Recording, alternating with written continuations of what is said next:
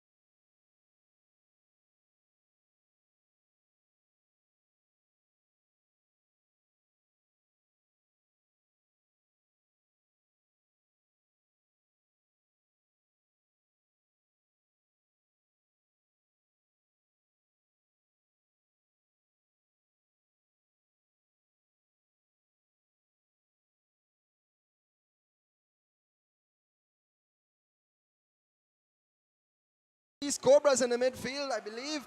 Playing out from the back. And Crawford just couldn't get the finish. Worrying signs there for the Northeast Cobras. They'll have to keep a little more focus in the back there. Don't want to be giving away chances like that. So that's a beautiful take there from Abdul Lazama, who takes on his man. He's driving at the Southern Oilers defense. Aaron Perrauz comes across. And it's a foul. And Perrauz did well to come across there. That's excellent play from the midfielder. And it's a free kick here for the Southern Oilers. Wonderful chance there for Theo Crawford. Would have really liked to see it buried in the back of the net though. Here's Crawford on the ball and it's cleared away by Amos. Excellent defense. Good strength and it's a foul here. Joel Davidson calls that one. Nickham looking to launch it long. May have to go short. Not many options forward. There's a lot of disciplined defense here from the North East Cobras, if I'm being honest. Everybody behind the ball. And he does decide to go short here. And they build up the play to the Southern Oilers.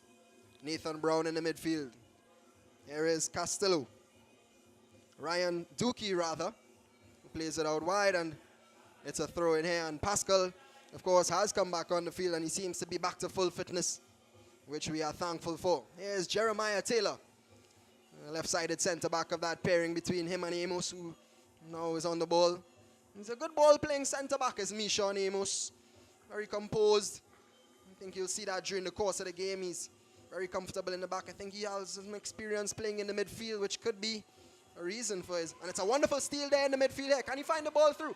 Oh, that's excellent defense. And Nickham clears up, and that's winning the second ball. Can he find Crawford out wide again? Nickham is back on the ball. Oh, and he skews it.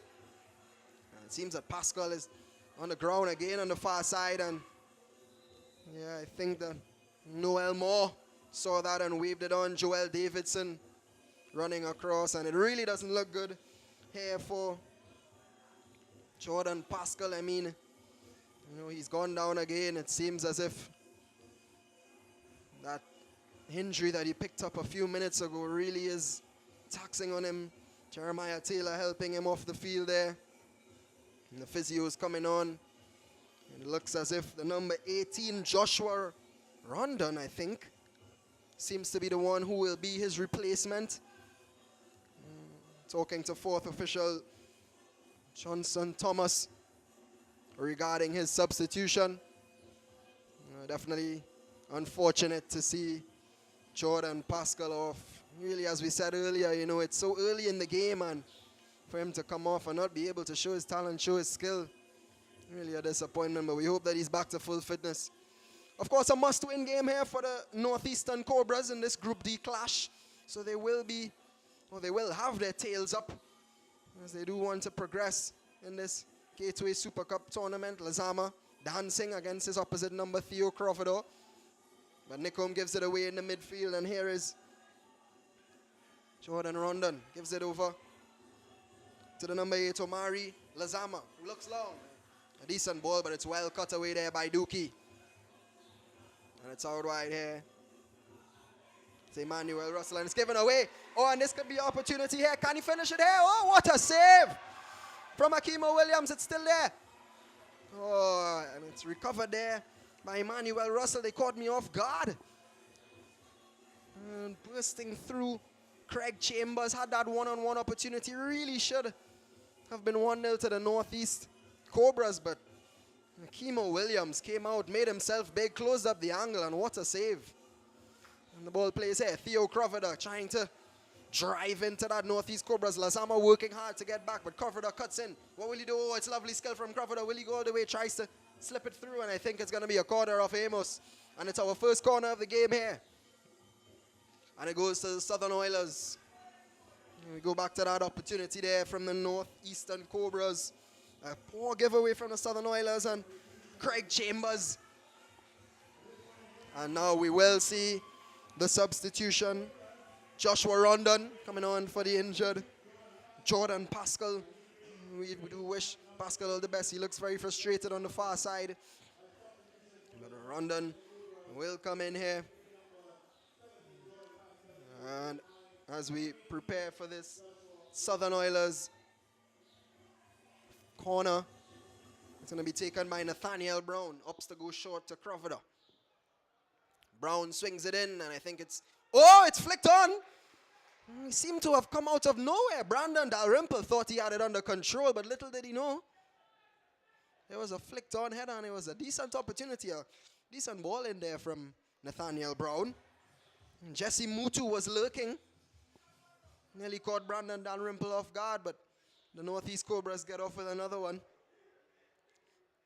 Dalrymple plays it short to Taylor, and the Cobras look to build out from the back.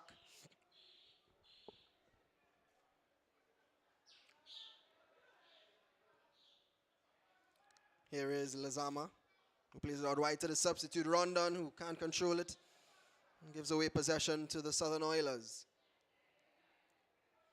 Nicholm, another cheap giveaway in the midfield there. Lazama.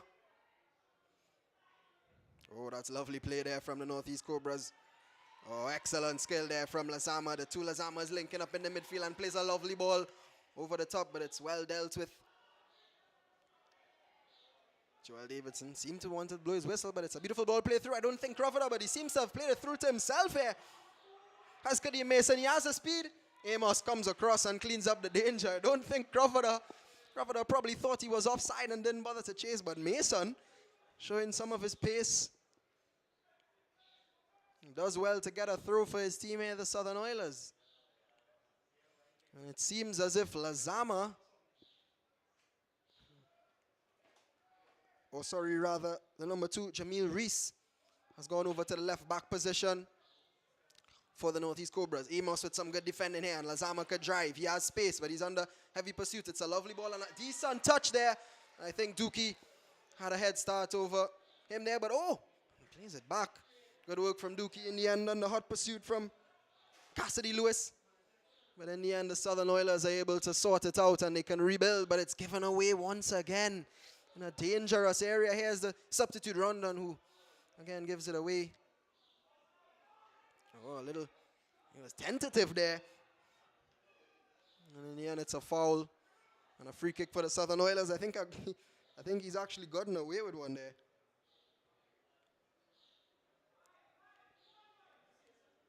Lazama, who seems to have dropped into that right back position, due to the injury of Pascal. And of course, you mentioned earlier, right back, the number 2, Jamil Reese, who has gone over to that left back position. Throw in here, it's long through Crawford. Pulled back by Lazama. Amos with some good defending once again.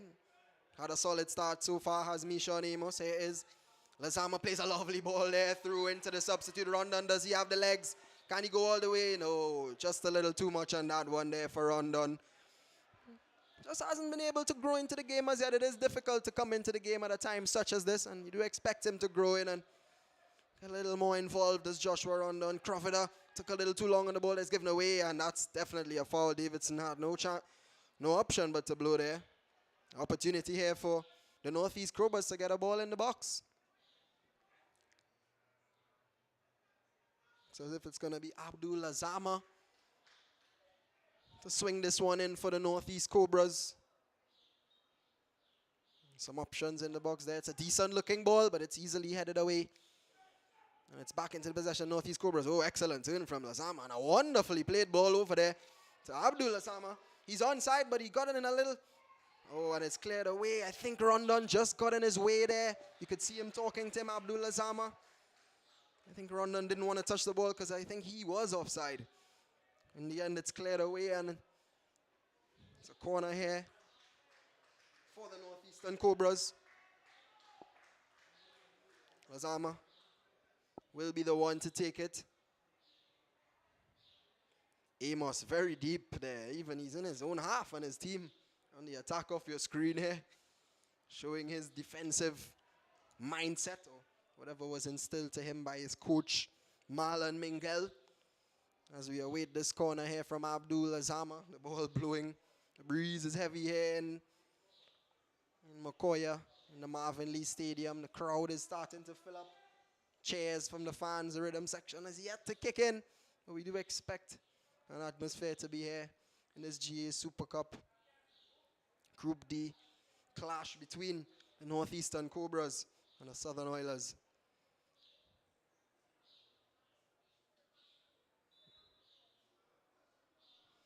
Ball swung in there by Lazama. It's well dealt with by the Southern Oilers defense, and they press out very quickly. Good work there, Amos. Deep. As I said, he's good on his feet, and he finds a beautiful ball there. It's Abdul Lazama. Excellent play from Amos. Takes on his man. Oh, and it's good, strong work there by Aaron Perrows, who wins back the ball. Nathaniel Brown tries to play it out wide. But Jamil Reese is there, and he plays a decent ball, but I think that's a little too much on it there for Cassidy Lewis. And Akimo Williams was able to get it and distribute. Here's Nathaniel Brown once again, the number 16 for the Southern Oilers. Holds on to the ball very well. That's excellent play from Brown. Ball played all the way back to the goalkeeper, Akimo Williams. It's composed play, but this could be dangerous here for the Southern Oilers. Oh, and he nearly gives it away there. Does Kadeem Mason, but gets away with it in the end. Here's Nikom. Excellent play from the Southern Oilers. It's Kadeem Mason once again. Can he find the ball? Oh! Just miscued it there. And it is a goal kick for the Northeast Cobras. Excellent link-up play by Nikom and Mason, but they just couldn't get that final ball in. It's a difficult skill to hit the ball perfectly when on the run like that. So we don't want to be too harsh on the lad. And play resumes. And the Cobras again building up from the back. Both teams have been pretty composed in the back. We have seen some mistakes, but it has been very promising. This boy on the ball here, Mishon Amos, has been good. And commentators curse, he gives it away. Crawford slips on the ball, but it's given away. Here is Jesse Mutu. Joshua Ferguson swings in. A decent looking ball. And it's well cleared away by Abdul Lazama. But Brown picks up the pieces. And here's Nikom. Composed play once again, but it's given away here, and this could be problems here for the Southern Oilers. And Joel Davidson, this could be a card here. I think he pulled him back. Nikom got away with one there because Craig Chambers was looking to burst into the Southern Oilers penalty area. I'm not sure if he tugged his jersey. Joel Davidson had no choice but to give that one there, and it's another opportunity for the Northeastern Cobras to swing a ball into the box. It looks as if it's going to be the midfielder Omari Lazama to swing this one in, and he dinks it in. It's a nice looking ball, and it's cleared away once again. Nikom with the further clearance out. Crawford is up there, but well dealt with by Jamil Reese. Amos clears it away. It's a decent ball. I think Cassie Lewis is offside, but I don't think that he is. And can he be the keeper here? This could be a goal. Can he finish it? Oh, he had to. He had to. What a wonderful piece of composure from Craig Chambers. I'll tell you what, the Southern Oilers got caught out because they thought that Cassidy Lewis got the final touch, but it was really Chambers who was onside. Prudence Fleming kept her flag down, rightfully so. I think she made an excellent decision. And Chambers capitalized, and it's an excellent finish. Wonderful composure. Akimo Williams came out, tried to do his best, but the Southern Oilers lost a little bit of focus there. I think they got a bit confused. But Craig Chambers wasn't confused. He knew what he was doing. And it's 1-0 to the Northeastern Cobras in the 22nd minute here in the GA Super Cup clash. Oh, and a good interception there from Brown. Can the Southern Oilers respond with another goal? It's one back. Oh, and Lasama tried to release another ball there over into Rondon, but Joel Davidson spoiled the party for him. It's played out wide here. Here's Kadeem Mason, the left back. Plays a thigh ball into Nikom under heavy pursuit from Abdul Lasama, who does really well. He's done well since going to that position, but it's given away. Oh, and Mishon Amos again stands tall, but can he beat him here? Oh, excellent defense there from Mishon Amos against his ground. Emmanuel Russell was dancing, and Mishon Amos kept his feet. And it's the second corner of the game for the Southern Oilers. What can they conjure up here? Emmanuel Russell to take this one. It's going to be an outswinger from the left footer. Kadeem Mason giving him the short pass option, but runs into the box. Oh, and that's pretty disappointing there from Emmanuel Russell. Just calibrating still. It's Russell. Kick that one straight out of play. We do expect to see much better from him. That's a risky ball there. Out back, but they get away with it, do the Northeastern Cobras. Omari Lazama played it out wide, but was fouled in the process by Andrew Nickum, the number 7.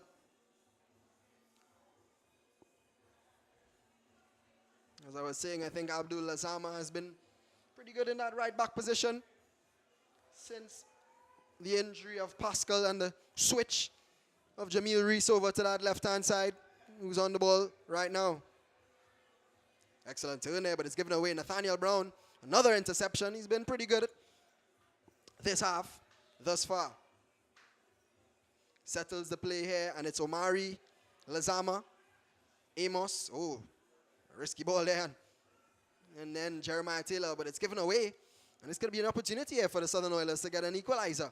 Here's Andrew Nickum. He looks long, plays a decent ball over the top. Oh, and Brandon Dalrymple was slow to come. Is it in the back of the net? It is. Oh, but the flag is up. Theo Crawford, I thought he had it. But the flag is up. Noel Moore spoils the party for the Southern Oilers. But it was excellent play. A beautifully chipped ball over the top from Andrew Nickum. I think it was actually Russell who dinked it over Brandon Dalrymple, who was a bit slow to come off his line, if I'm being honest. And Theo Crawford, unfortunate there to be offside. Maybe should have left it, should Crawford went in the back of the net. Reminds me of a time where Nani actually stole Ronaldo's goal in a World Cup qualifier against Spain and was ruled for offside.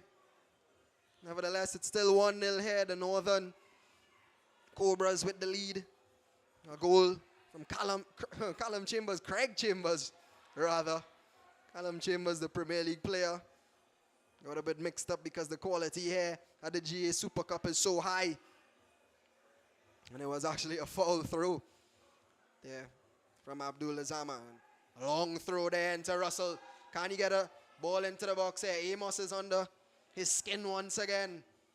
And Cobras.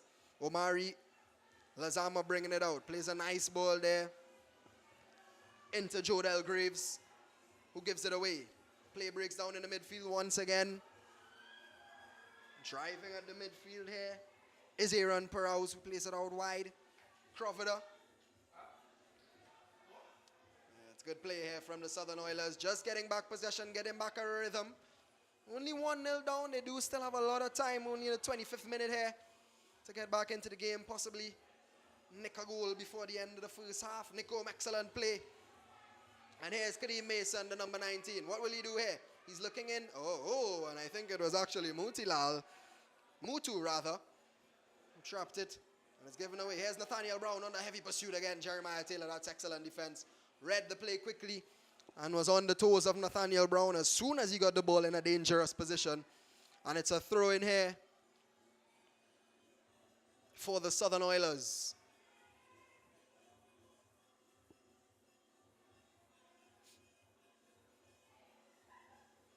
It's cleared long by Taylor.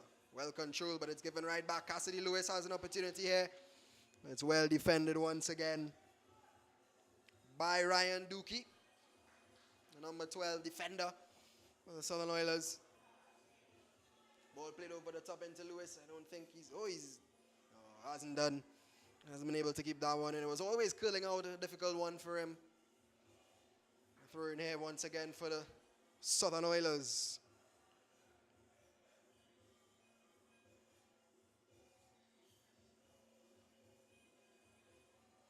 Looks long, but it's gone out for yet another throw. I must say the game has actually been in the balance, despite the goal from Northeastern Cobras, which was, I wouldn't say it's a fluke because it was excellent work from Craig Chambers to, seize the opportunity, seize the moment rather, but it's given away here from Cassidy Lewis rather, who's driving at the defense under heavy pursuit by Aaron Perrows. That's excellent work from the midfielder, Aaron Perrows. Didn't give Cassidy Lewis an opportunity at all and wins back possession for his team. And it's cleared into the high night sky in the Marvin Lee Stadium. As I said, I think there have been equal opportunities here. I mean, the Southern Oilers were able to get the ball in the back of the net through Theo Crawford. Unfortunately, he was offside. Since the goal, the Southern Oilers have responded well. They don't look as if they are goal down. Their shoulders are still up. I think they still believe that they can get something out of this game. And it's a nice ball. Oh, it's way overcooked. And Dalrymple should gobble that one up easily. Amos pulling wide for the option, but he goes short to Jeremiah Taylor. Amos now gets the ball.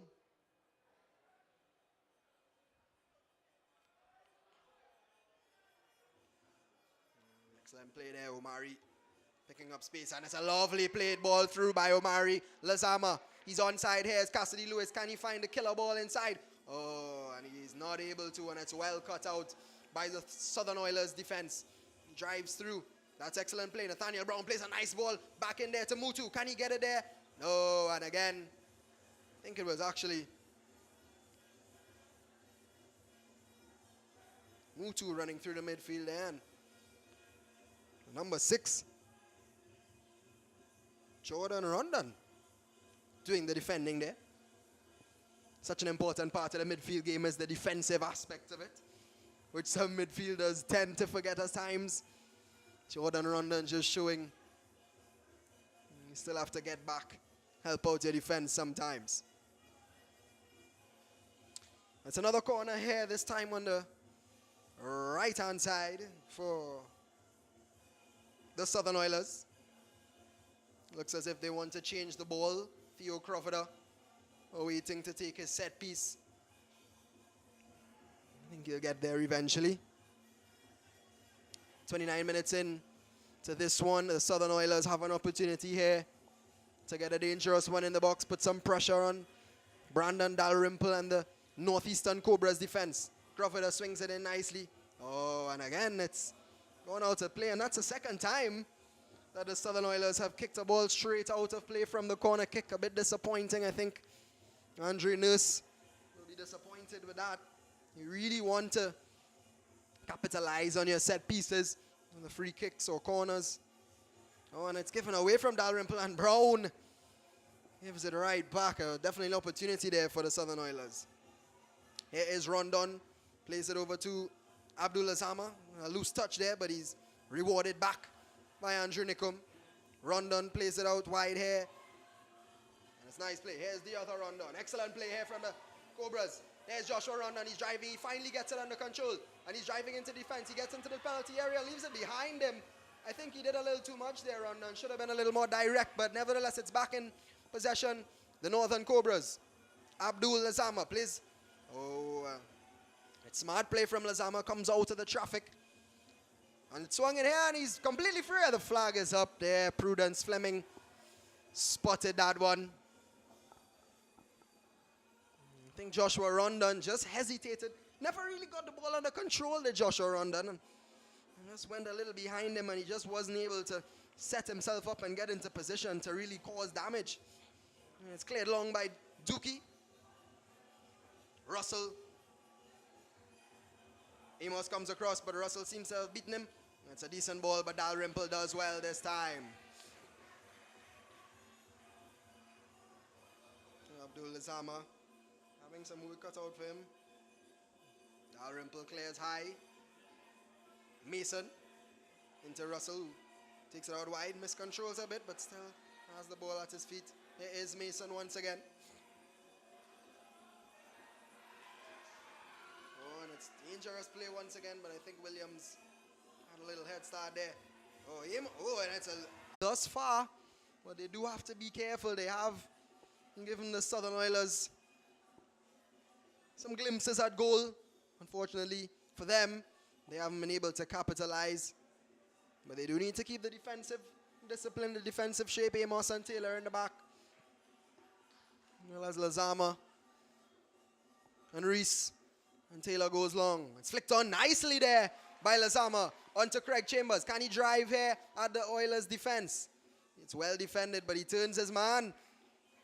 Still has the ball here, does Chambers, but double teamed by the two Oilers men, and he was able to emerge with it here, the Southern Oilers. Here's Mason. It's a nice bit of skill there to get it into his stride. Russell. Perrauz, and I think he's fouled there, but the referee played the advantage. Dookie. Nice ball out wide there. He's looking for the thing. Mutu's in an offside position. Have to be careful with his run there. Daniel Brown, and play breaks up once again. Oh, but it's given right back, and Crawford, oh, excellent skill, drops the shoulder. Can he find the ball into the box? He squares it back on top. Excellent defense there by Rondon. And here's Omari Lazama. It's won back well by the Cobras. Plays it long. It's a decent looking ball. I think Williams. Oh, he hesitated there. Oh, and Prudence Fleming has a flag up. The Northeastern cooperating, but I don't think they realized that he was offside. The flag is up. I still don't think they've realized. They're still celebrating here, the Northeastern Cobras, but he's offside. All right, that goal isn't going to stand. It's Joshua Rondon, the substitution, who got the telling finish, and I think he's just become aware that Prudence Fleming flag, and it remains 1-0 here in the Marvin Lee Stadium to the Northeastern Cobras. A decent finish, though, from Rondon, to be fair to the lad. Prudence Fleming had other ideas.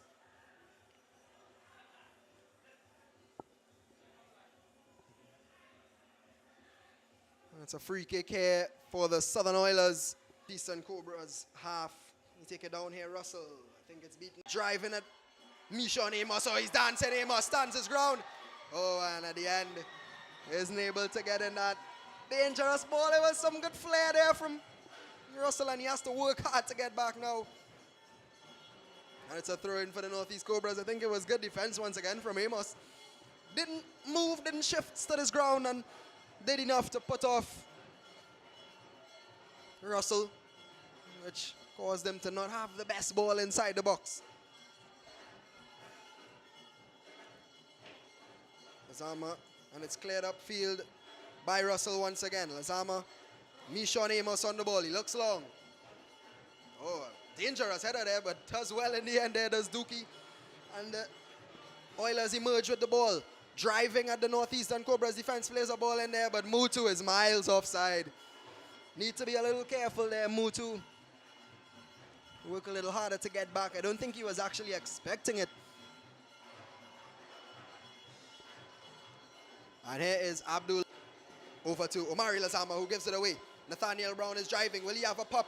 No, the angle closes down there. He's still on the ball. I think he was in two minds, but it's played out wide, and more Crawford was offside. I think he's telling Brown he wanted it played a little earlier. That way he could have taken it into his stride and maybe had a better opportunity there on goal. But nevertheless, the Northeastern Cobras, again, as they have been doing for most of the half, building up from the back. Amos, very composed on the ball, plays it out wide to Lazama. I think that's a foul there by Brown. Joel Davidson gives it the way of the Northern Cobras.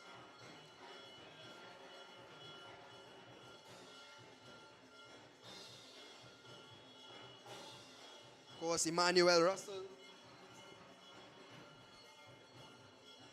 Emmanuel Russell showing his skill against Amos there with his step overs. I'll have you know that he's a futsal player. Probably the reason why he's so flary. And it's given away. It's a lot of space here for Craig Chambers. He finds a nice ball there into Cassidy Lewis. But it's good strength from Jaheshua Ferguson to win back possession for his team. Oh, and Omari Lazama body checked Aaron Perrauz. And it is a Southern Oilers free kick. The 39th minute here of this Group D clash. Andrew Nickum looks long, and Abdul Lazama takes it well. Rondon, the first half substitute who came on for the injured Pascal. Here's Craig Chambers, the goal scorer. Back heels it nicely for the substitute Rondon, who again just couldn't get it under control there, could Rondon. And here's Russell. Oh, excellent skill, showing some of his futsal talent there. There's Emmanuel Russell. Oh, he puts him on his pants. Did Aaron Perrauz, but got away with that one there. Did Jordan Rondon, and it's a nice looking ball here. Craig Chambers has a go, and Don't think Akimo Williams was too threatened there from the strike, but positive play again from the Cobras. Actually, since going up 1-0. Good skill there from Abdul Azama. And it's a nice looking ball. Cassidy Lewis tried to turn. Oh, I don't know why he tried to turn there, did Lewis. Maybe should have taken it into his stride and have a strike on the right foot. But it's cleared away and the Oilers keep it at 1. That's a nice looking ball there into Omari Lazama. Good midfield play here from the Northeast Cobras. It's conducted by Jodel Graves and Prudence Fleming puts up a flag. Offside. Southern Oilers again, a decent save there from Akimo Williams. I think a bit optimistic there from Craig Chambers to have that strike on the near post. It seems to be a problem here for Akimo Williams. It's either that or I think his teammate Ryan Dookie is probably tying his shoes. Of course, he does have on those gloves, so it will be difficult for him. I think that was the case. Nice to see the teamwork. He's now got his shoes in order to take this free kick for the Southern Oilers. It's Akimo Williams. They would love to get an equalizer before the half. Would the Southern Oilers put some pressure back on the Northeast Cobras? And Marlon Mingel having something to think about in the second half if the Oilers are able to get on the score sheet before on timer up. I think the Northeast Cobras likewise would like to add to their goal tally and make it 2-0, and it's a nice looking ball played over Jeremiah Taylor. Oh, looked like a handball there from Taylor, but Davidson played the advantage, and now, oh, it was a handball from Mutu actually. I thought it was Taylor was the one who got the handball. It was Mutu. In the end, it's a free kick for the Northeast Cobras. Decent looking ball over the top there from the Southern Oilers defense. Here is Rondon. It's a loose pass, and Russell picks it up in the midfield, plays a decent ball there into Nathaniel Brown. And wonderful skill from Jeremiah Taylor. Well composed. Cobras playing the ball around Joel Davidson, who nearly got in the mix of the midfield. Here is Jamal Lasama. I think, oh, wonderful play. Wonderful pace from Lasama. And it's a decent looking ball as well.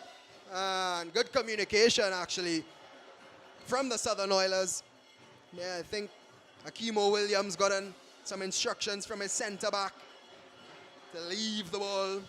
And that's good to see, because so many times we see defenders, well, center backs, clashing with goalkeepers, and they were able to sort it out there, and the expenses a corner late in the first half here for the Northeast Cobras. Can they add to this 1-0 lead, provided by Craig Chambers? They are taking the time here, the Northeast Cobras. Looks as if it's Omari Lazama who stepped across to take this one in no rush at all. Would want to keep the clean sheet going into this first half, or half time. Driven ball, and I think it was actually Abdul Azama who got his head on it, but it didn't trouble Williams at all. Both Lazamas linking up once again. Williams looks long. Clears, it's a decent clearance actually, and it's well taken there. Good strength, but it's a foul. It was Mutu who came back. Excellent control from the lad. But he was fouled by Jahi Maurice.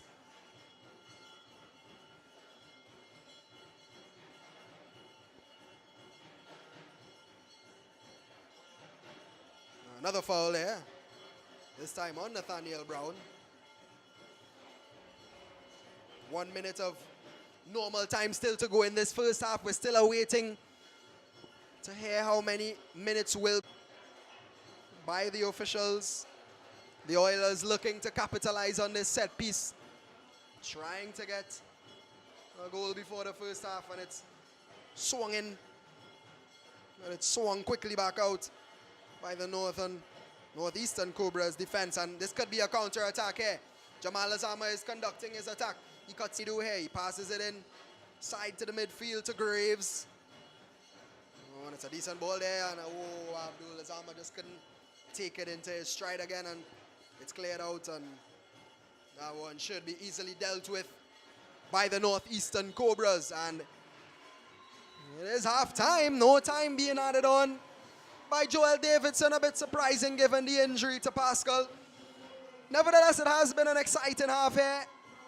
The Northeastern Cobras versus the Southern Oilers, of course. Craig Chambers giving the Northeastern Cobras a lead. A bit of confusion in the back from the Oilers. They thought it was Cassidy Lewis who was the one who was touching the ball, but it was Chambers who bursted through, and he was onside, and Prudence Fleming kept down a flag.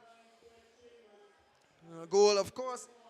The Southern Oilers were able to get the ball in the back of the net through Theo Crovida, but it was ruled offside by Noel Moore. Likewise, the Northeastern Cobras were able to get a second ball into the back of the net, but the substitute for the injured Pascal, Joshua Rondon, was ruled offside by Prudence Fleming. Decent first half. Both teams showing signs of being able to score again. And at the end of the first half, it is 1-0 to the Northeastern Cobras over the Southern Oilers. Don't go anywhere. The second half promises to be a cracker here in the GA Super Cup in the Marvin Lee Stadium. The first game of the night of the doubleheader, the Northeast Cobras versus the Southern Oilers. In this Group D clash, a must-win game for the Northeastern Cobras. And we'll be right back at halftime, or at the second half. Don't go anywhere.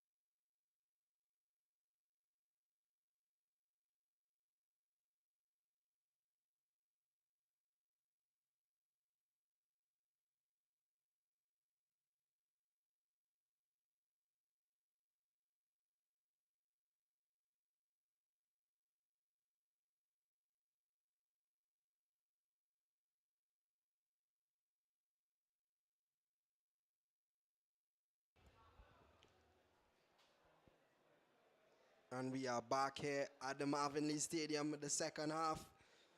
Northeastern Cobras, of course, up 1-0 over the Southern Oilers. 31st minute goal from Craig Chambers. And the Oilers start us off in the second half, and it's cleared long and given straight into the hands of Brandon Dalrymple.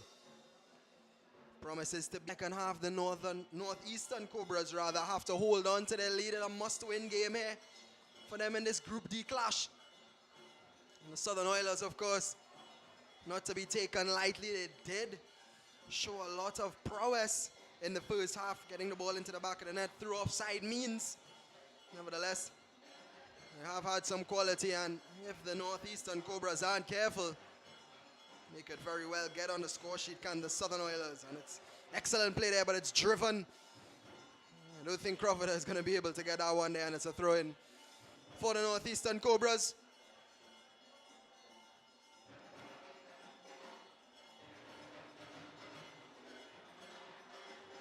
Either team had to make a substitution, both coaches, Marlon Mingel and Andre Nurse, pleased with their team's performances in the first half.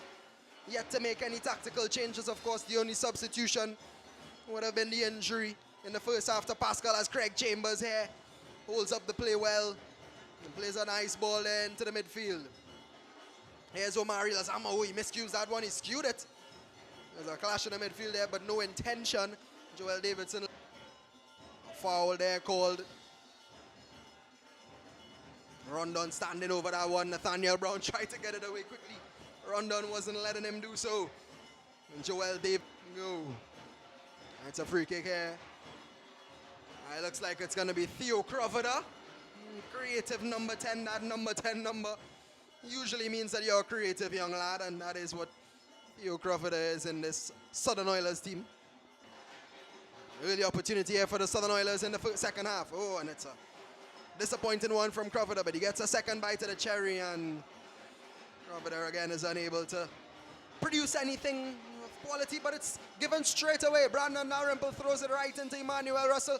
A decent looking ball here. Crovida's on the far post. What a finish. What a goal. And it's Theo Crovida. I just spoke about his creative prowess, but what a finish from the lad, and he dances. He dances in the midfield as Theo Crovida, and deservedly so.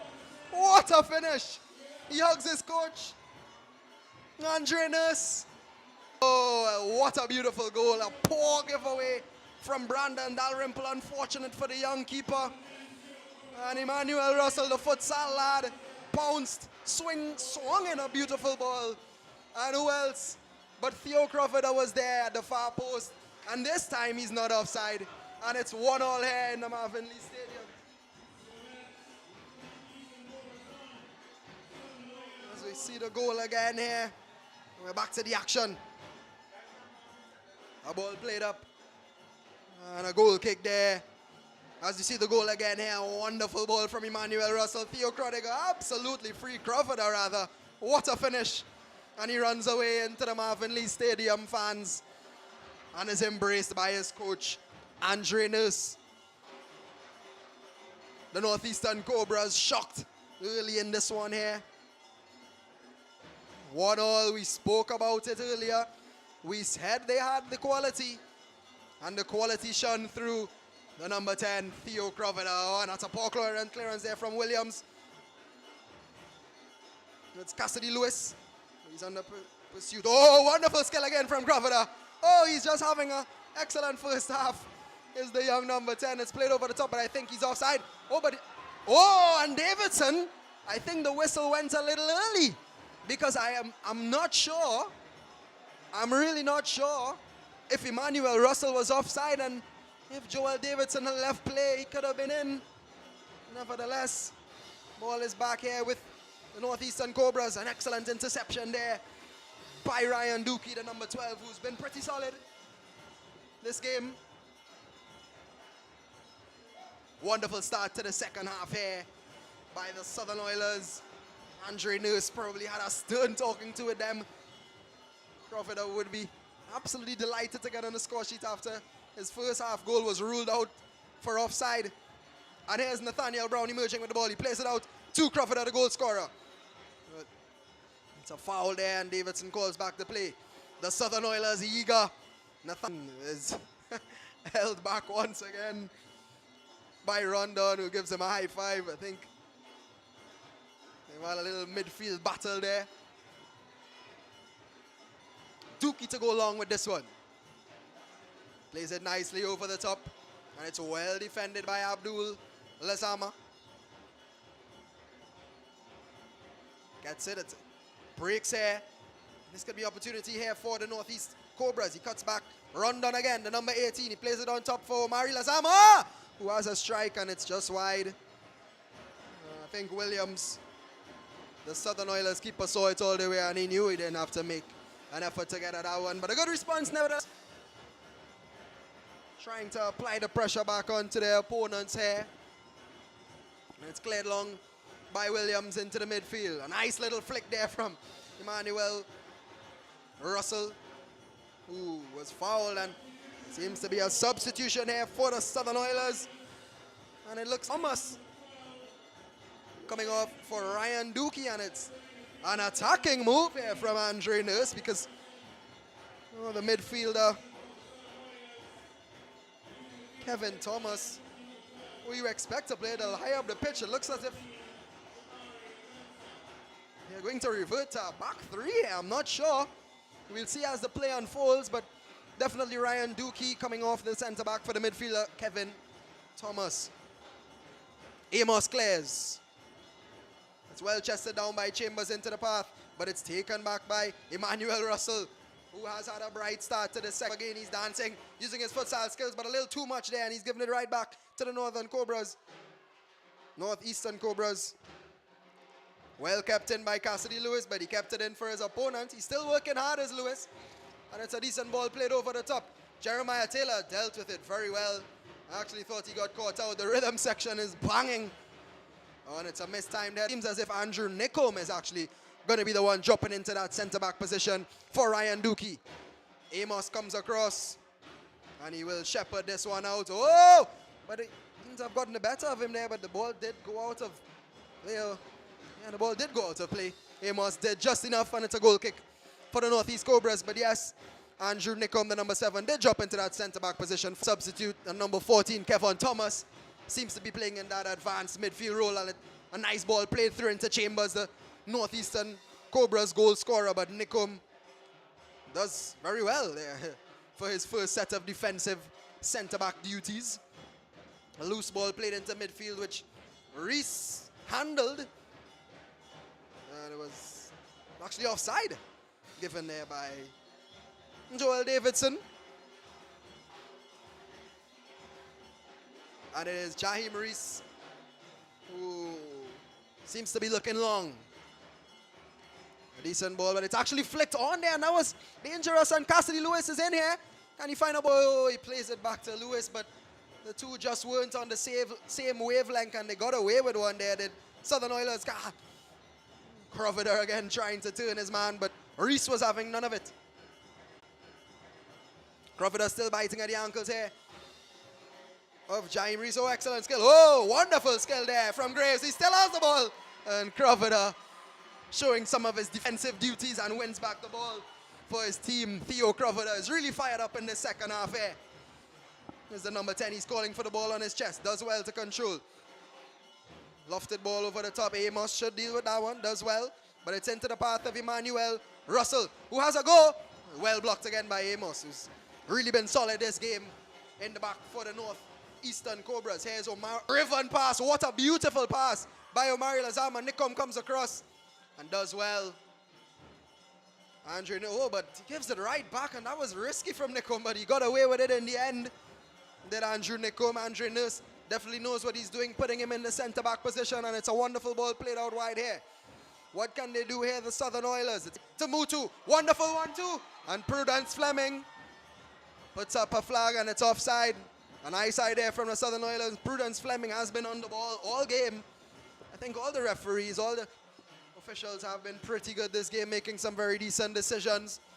A ball played into the channel here by a wonderful ball, Greg Chambers. Williams did well to read the danger. Was off his line quickly enough. Blake seems to be all over the pitch. He seemed to have switched out to this. Not Blake. Russell. Emmanuel Russell has switched out onto this right-hand side. Crawford sees a beautiful pass. Wonderful vision from the youngster. And he's offside there. Crawford again showing some of his creative ability. Unfortunately that time didn't get the timing on the run, did his teammate. And here is Graves. Cuts back well. It's Cassidy Lewis. He looks up. Swinging on his left foot deflected. Williams is able to gather it, and he looks long. Long kick up the Marvin field from Williams, and it's straight out of play. Oh! Jaheim Reese gave Crawford a little nudge in the back, nearly fell into Prudence Fleming. The throw in for the Northeastern Cobras. In the 56th minute here of this clash, and it breaks through here for Graves.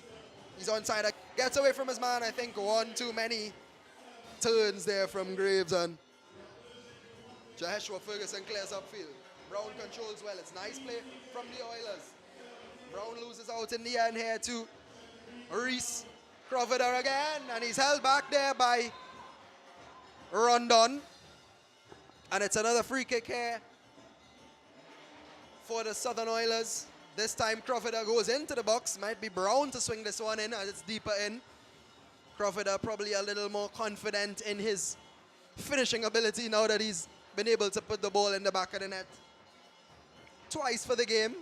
One counted, one didn't. It seems as if the Northeastern Cobras are going to dip into their pockets here. A few substitutions. I think the free kick will be taken before the substitutions. I'm not sure if referee Joel Davidson is going to allow the substitution to happen. before the free kick, and he actually is, and it's going to be the number 14.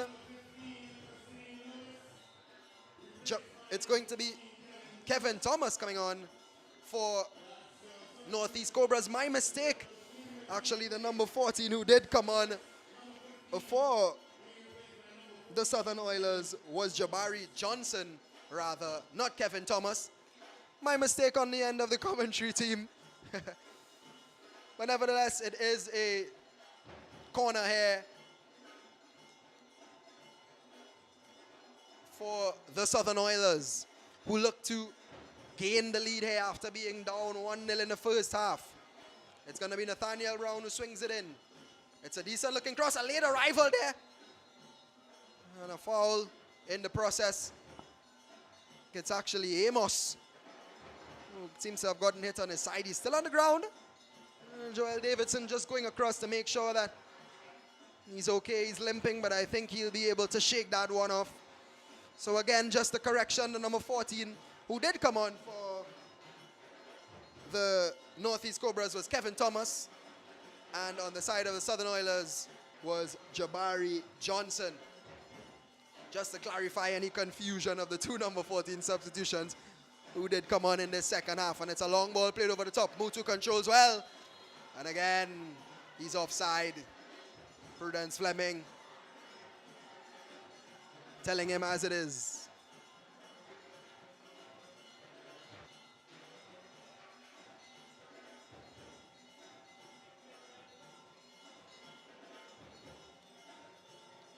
Here is Jamal Lazama, who of course did go into that right back role due to the injury of his teammate Jordan Pa. Pick up a knock in the first half, which forced him to be substituted. Graves seemed to have come off the pitch for a little bit, but he's back on now, and they're back to a full 11 are the Northeastern Cobras.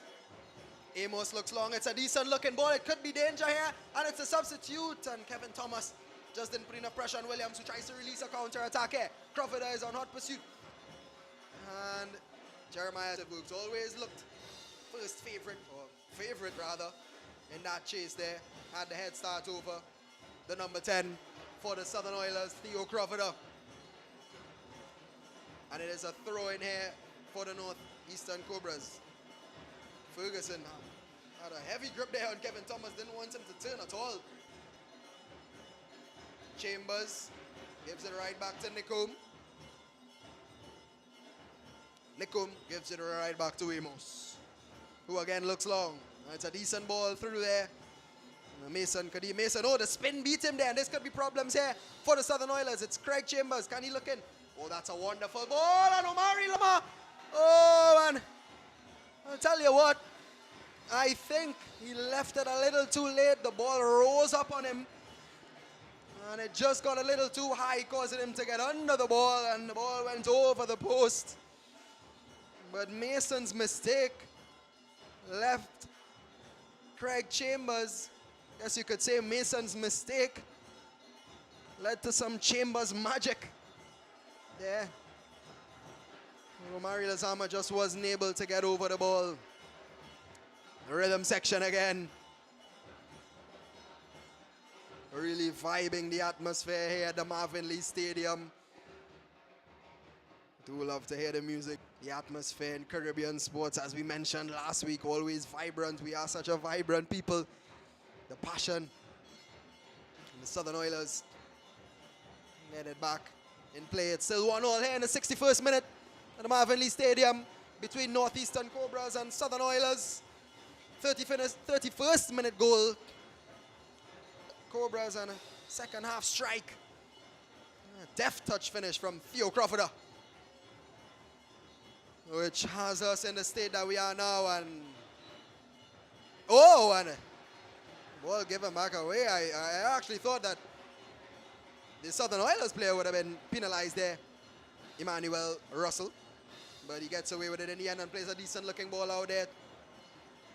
Oh, and it's a mistake, and Jabari Johnson tried to get in there, but Abdul did enough in the end. I think he was offside though. Johnson, Prudence Fleming had up her flag. What can he do here? It's a nice ball over here. Omari Lazama just too much in front of him. Ferguson with some excellent defensive work. And it's clear away. High boot. Deemed by Joel Davidson. And an opportunity here for the Northeastern Cobras to get the ball in the box. Omari Lazama is the one standing over it.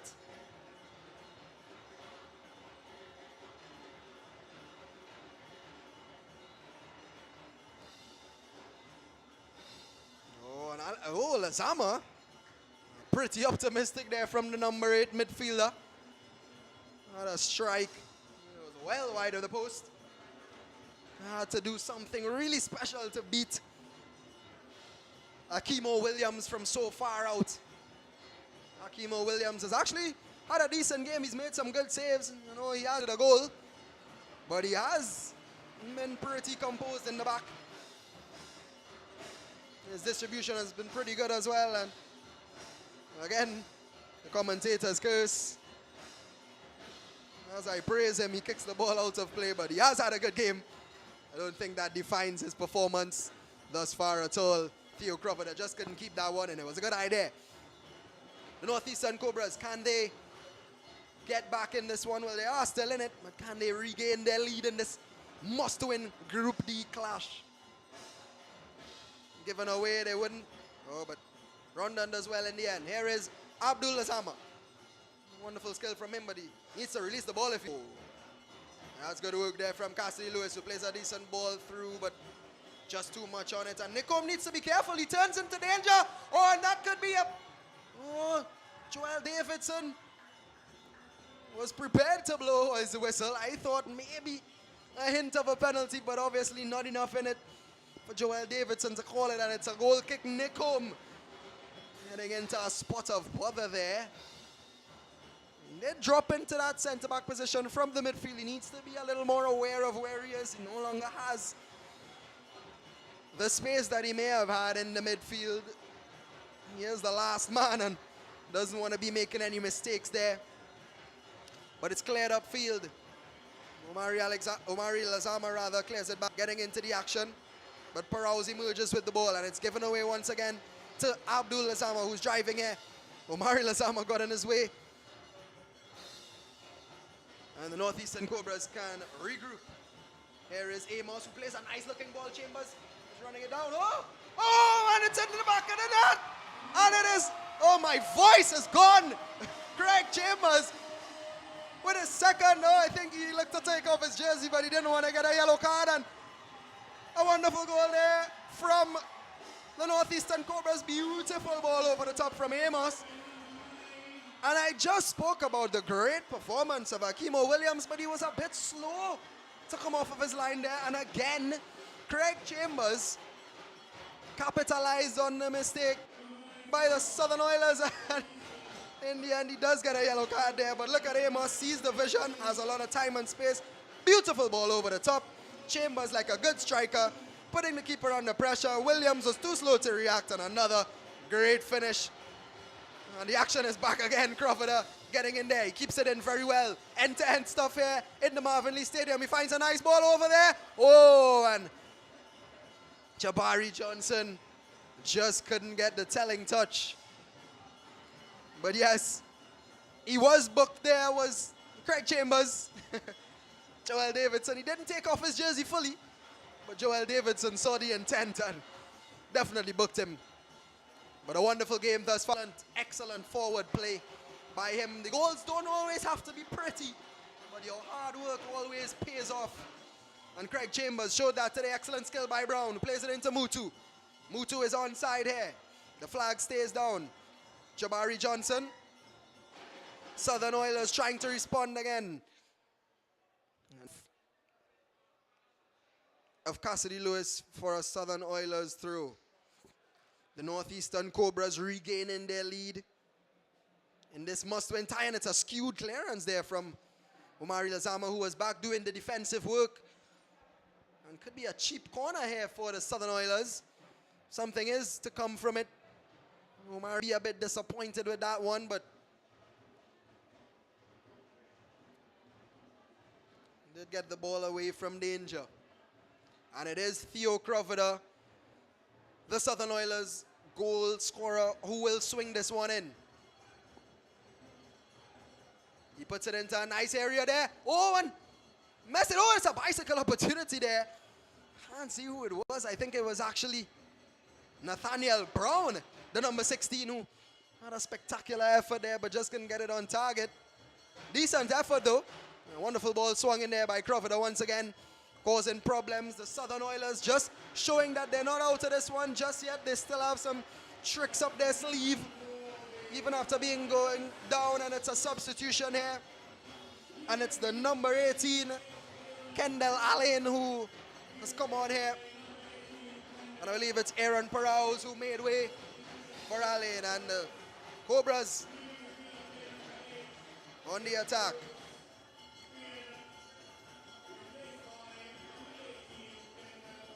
Excellent skill once again, and it's played inside. Here's Abdul Lazama. Play breaks down for the Cobras, but they regain possession. Omari Lazama, wonderful ball here. Oh, and that's a decent header there, but I think this time Williams will get there. It was offside anyway. Southern Oilers have a free kick.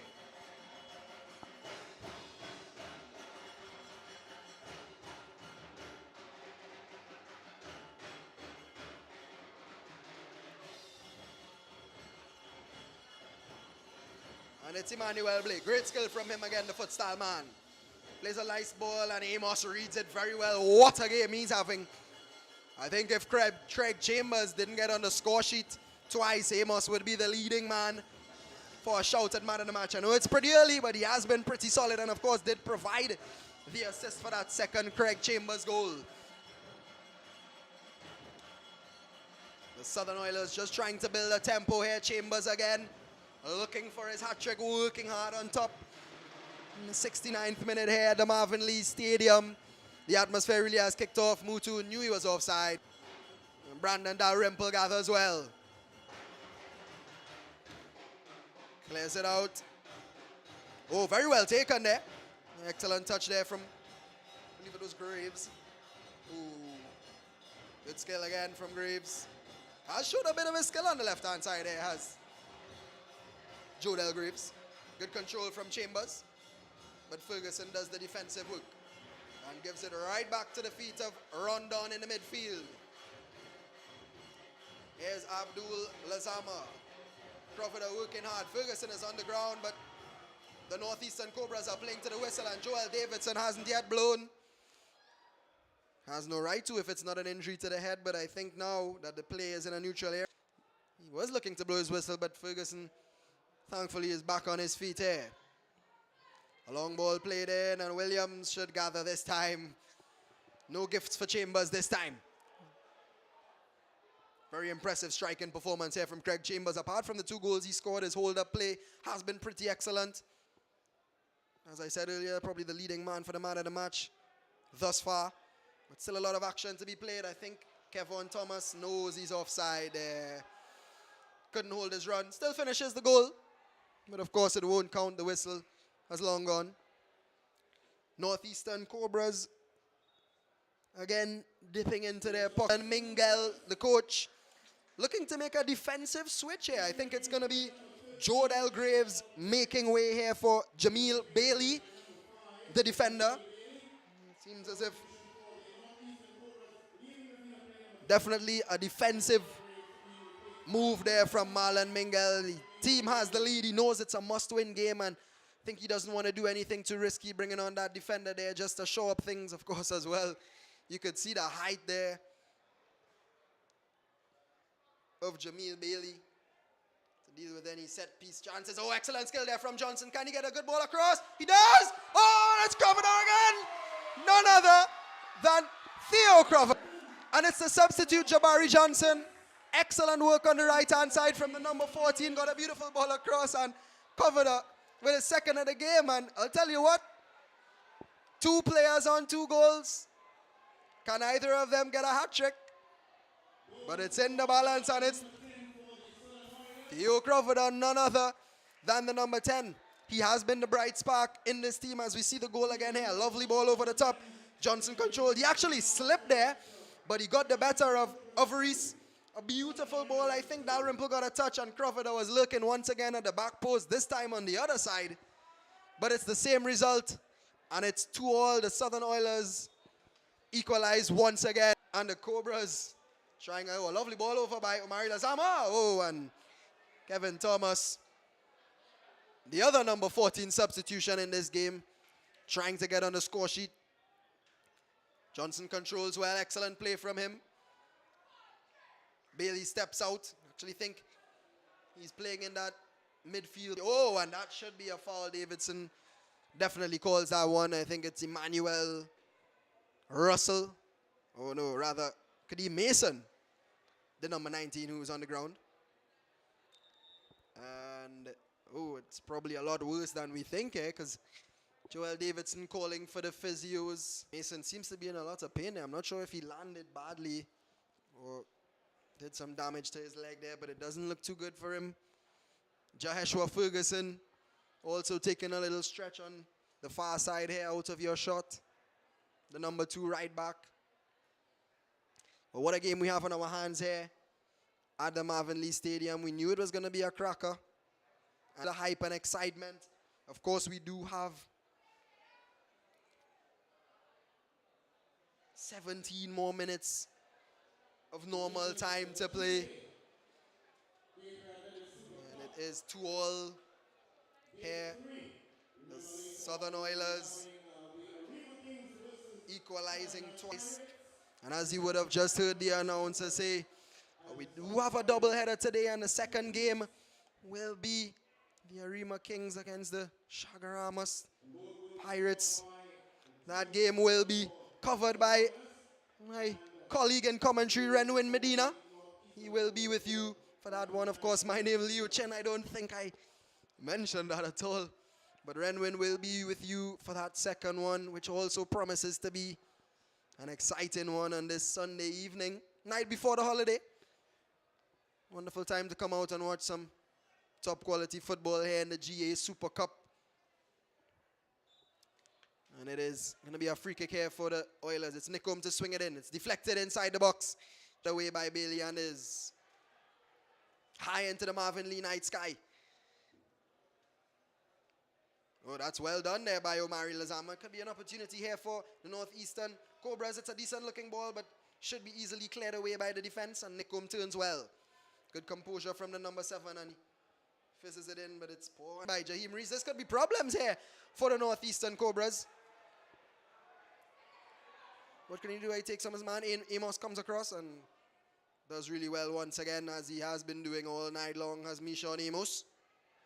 And it's a beautiful ball here. Here's Abdul Lazama. Still seems to have a lot of energy in the tank. Running down that left flank, and it's a nice looking ball. And cleared behind. Looked pretty dangerous there, but got the work done in the end.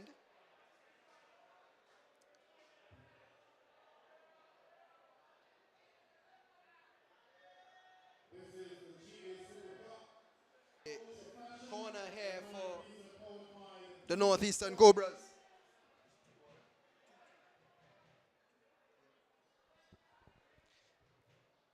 And it's going to be swung in here. Decent looking ball. It's high.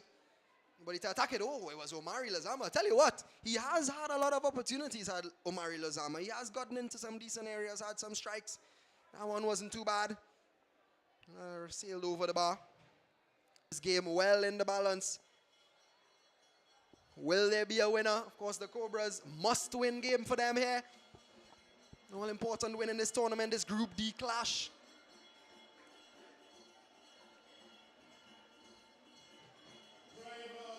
Played long. It's a wonderful ball, actually. Jabari Johnson couldn't take it into his control, but Kevon Thomas does. And he plays it nicely into Rondon, tries to find the space through. And Nathaniel Brown does excellently to win it off of him. Johnson is looking to run at Jaheim Reese. He had success earlier, but this time it's actually Jeremiah Taylor who gets across and does the defensive work, and Johnson is shut out. Joshua Ferguson to get it back in play here. Here is Russell. Plays a nice ball through the middle there, but it's given away. And it's back to Russell. Will he have a go? He dinks it through, but hacked away by Abdul Lazama.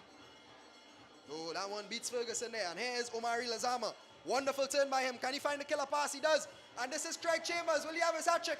Excellent defense, but the danger is still there. Kevin Thomas wasn't aware of the Southern Oilers defender there, and Lazama controls well once again, and Johnson puts it out for a throw, and I actually thought that ball was for Northeastern Cobras, and so did Omari Lazama. Nevertheless, it's the ball here for the Southern Oilers. Nice play there. The two number 5s doing battle in the midfield there. Mutu and the substitute Bailey. Lovely ball. Excellent, look at excellent pace from Theo Crawford. But he's well defended there by Abdul Lazama. Theo Crawford. Hat-trick. As is Craig Chambers, and both teams going to make some substitutions here. The Southern Oilers, it's going to be Joshua Ferguson coming off. Mateus Mutilal, the number 9, coming on.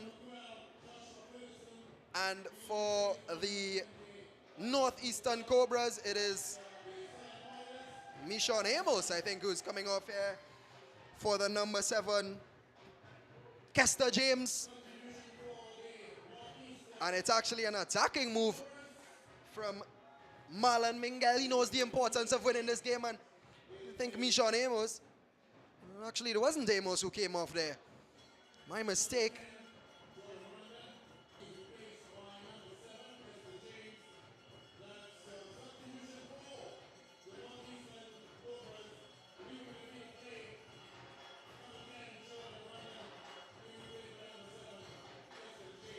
And the ball is back in play.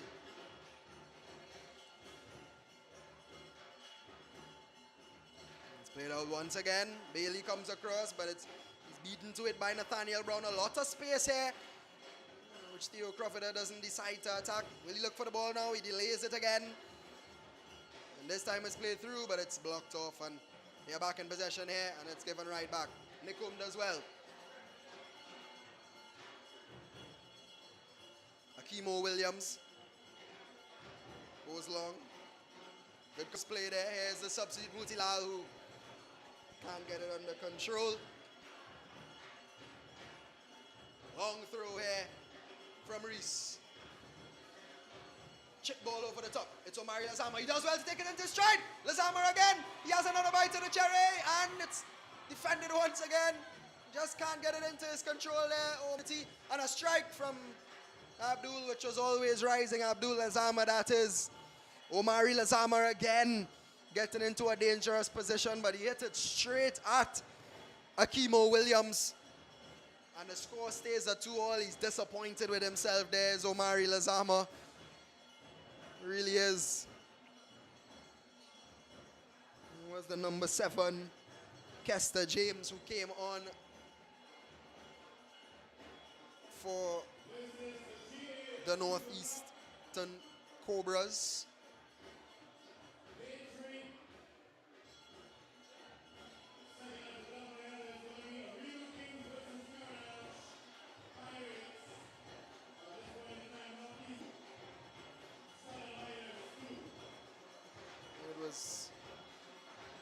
Jordan Rondon, who made way for Kester James, not Mishon Amos.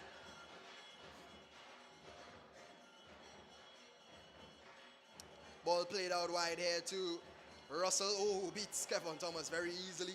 Nearly. And it's a decent ball through, but too much on that one for Jabari Johnson. We are into the last 10 minutes here of this Group D clash in the GA Super Cup between the Northeastern Cobras and the Southern Oilers. 2 goals from 2 men.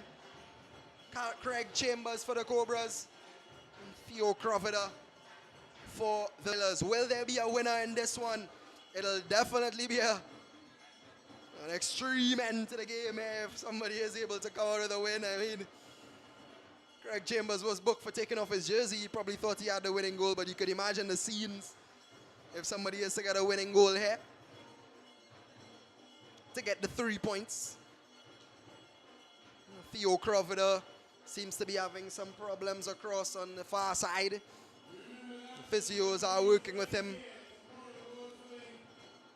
There's Crawford, not a good sign. there for the young number 10. He has been absolutely brilliant in the second half, getting his team back in the game, not once but twice. Crawford, not only what they want the rest of this game, but they're also going to want him for the rest of the tournament, so we do hope that he's okay. What a game we're having here. Has been all-round excitement. I think the first half was good, but the second half has been absolutely brilliant. Both teams really showing that they want this win. Even the coaches, Andre Nurse and Marlon Mingel, back in substitution. So it has been a war, a battle in the Marvin Lee Stadium today for this first game of the doubleheader here at the GA Super Cup. Play should be resumed here. Joel Davidson blows the whistle and we're back. Kevin Thomas, the substitute, flicks it on, but it's cleared away by Russell. Another substitute, Bailey, holds on to the ball. Here is, oh, that's wonderful play.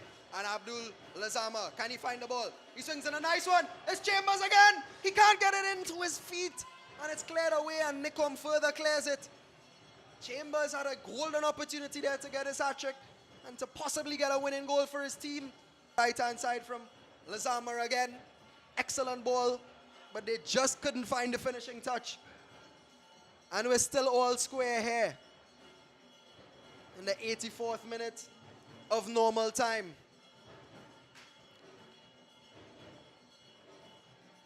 Here's Emmanuel Russell. Not sure if you knew too much about it, but it was effective in the end. Oh, and Chambers was a bit slow to react. That was a decent ball from Jeremiah Taylor, to be honest. Oh, and it's stabbed through, but Nicom does well to get a foot to that one. Wonderful play on the right wing, and it's given away. It was Rondon who tried to find Bailey, who does emerge with the ball. Kevin Thomas again plays it one time. Here's the Sir James, who couldn't do it to Bailey again, and it's a bit scrappy there on top of the Southern Oilers box, but there's a battle here between Russell and Omari Lazama, who does well in the end. Here's Kevin Thomas. Oh, and Chambers was free through the middle. He's absolutely shouting at his teammate because he knew he would have been on goal if that was played through. Amos with a wonderful defensive header into Bailey. He's giving away with that paw. And here is Kester James. He was a bit slow again there. Oh, Omari Lazama, wonderful skill from him. Oh, and again, a bit scrappy there in the final third, but a clear runs up the field by Nicom. Jeremiah Taylor makes a mess of it. Crawford up for the hat trick. And Dalrymple, in the end, had to scramble. I don't think it was on target, but you can never be too sure. And he was just ensuring, but Crawford was in there. Once again, a defensive there from Jeremiah Taylor, who has been pretty solid throughout the game. These are the times when it's easy to lose your focus. The legs kick in, the tiredness kick in, the fatigue. But the Northeastern Cobras have to stay focused if they do want to come out with a victory here and not concede. Crawford goes short. Brown swings it in. Amos clears as he has been doing all evening. It's further cleared by Bailey, but it's right to Mutu, and that should be gobbled up easily by Brandon Dalrymple, who can look to clear and set his team on an attack. Excellent control from Lazama, who has been impressive as well. Kester James plays it through. Mari Lazama, decent ball out. And here's Kevin Thomas! And he's offside!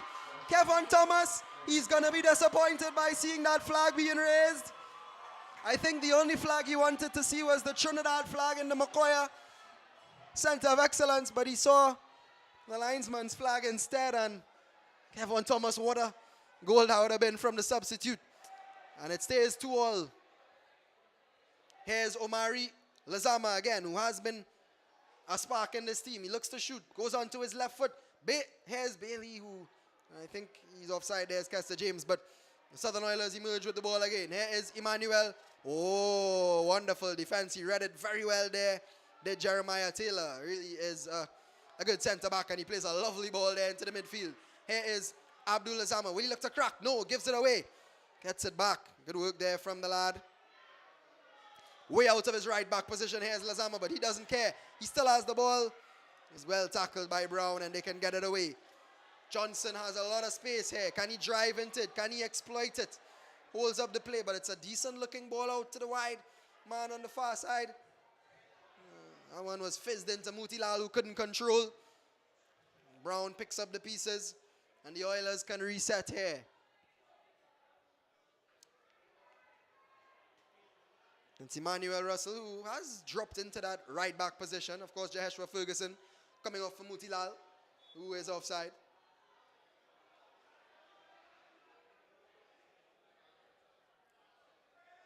As we are in the 88th minute here at the Marvin Lee Stadium. 2 minutes.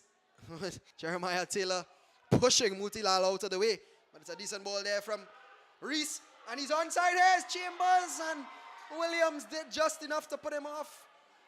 It actually was Cassidy Lewis who was in on goal there, not Craig Chambers. Bailey swings it over the top.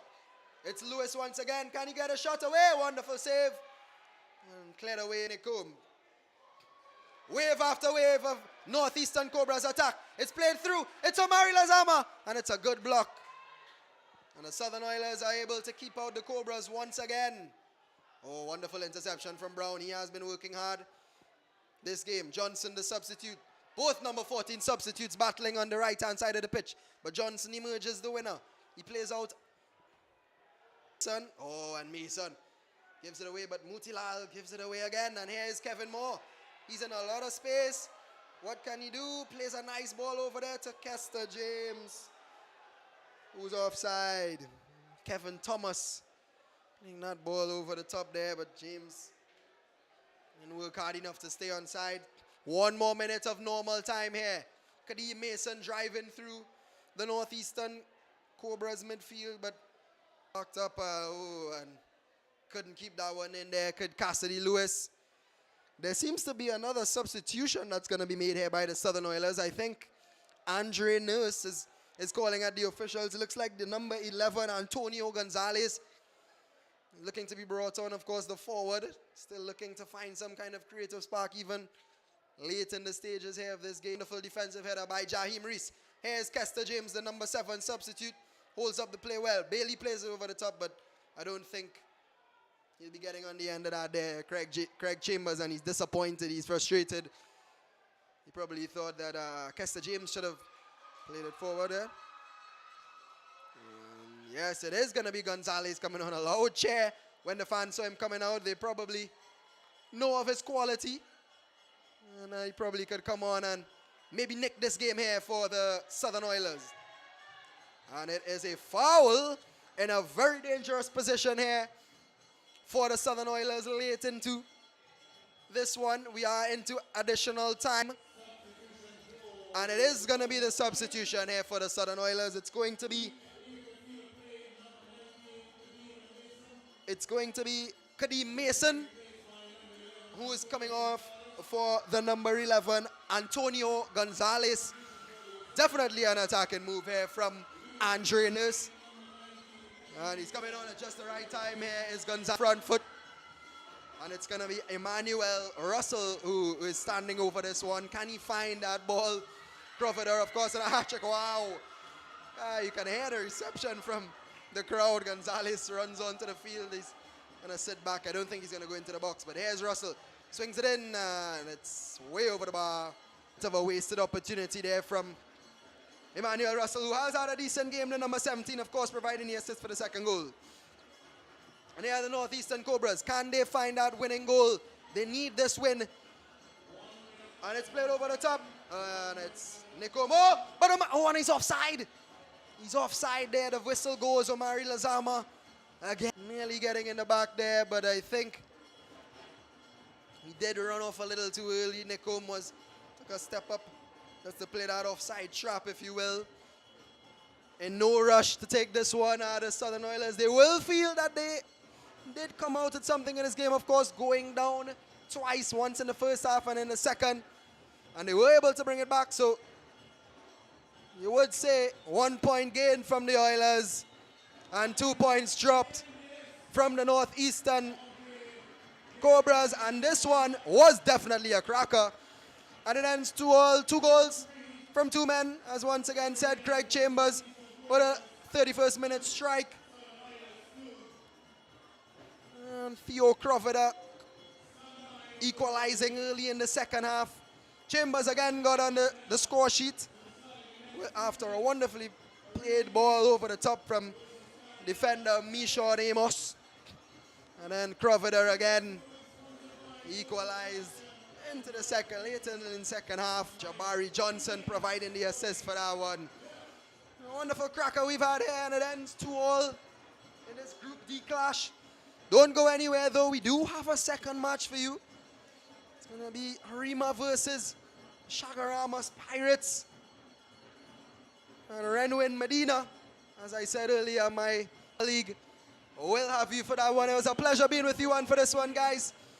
It really was an exciting game here in the Marvin League to kick off tonight's proceedings of the GA Super Cup. So from me, your commentator Liu Chin, do have a good night and enjoy the action.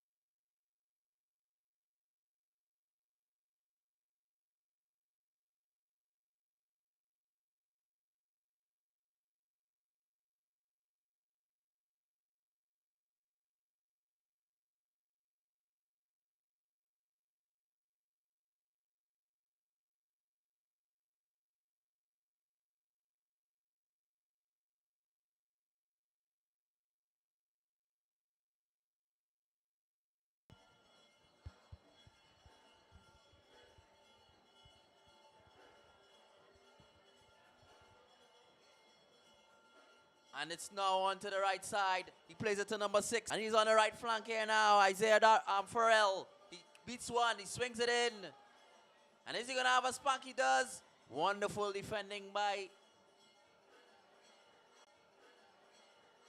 the Arima Kings defender. And now Carnage Pirates having some sort of possession. One of the bunks it around, get a feel of the ball. That's what any coach will be telling his players, and just not on the right page there, unfortunately.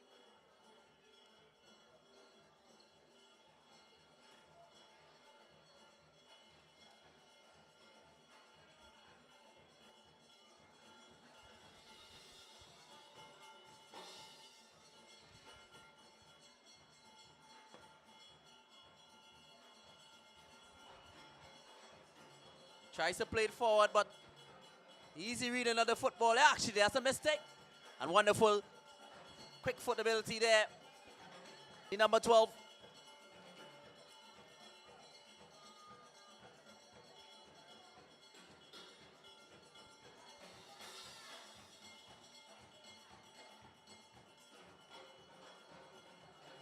And that was an infringement there. And the Arima Kings finally having some possession of the ball.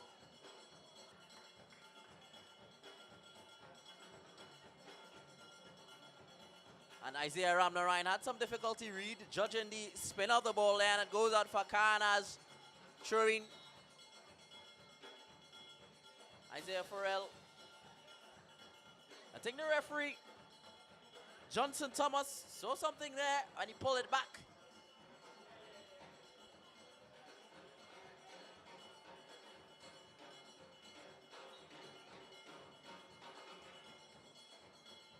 But Farrell finally has it now. He has it now. He has support on the right flank. He goes inside. Is that onside? Yes, it is.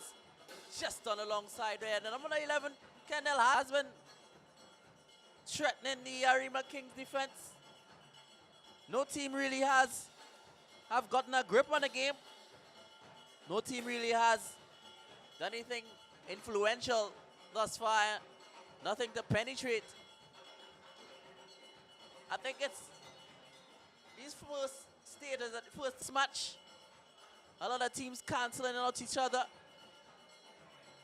A lot of plays breaking down. And some silly mistakes in terms of passing. But that doesn't mean the football is going to get better. I predict it is.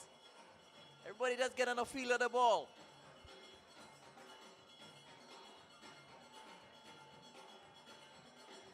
All the way on the other side, Kyle Andrews.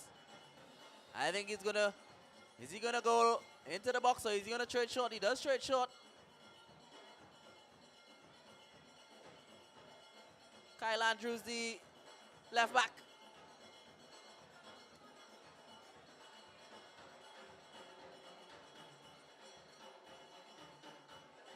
And now Arima Kings with a throw in.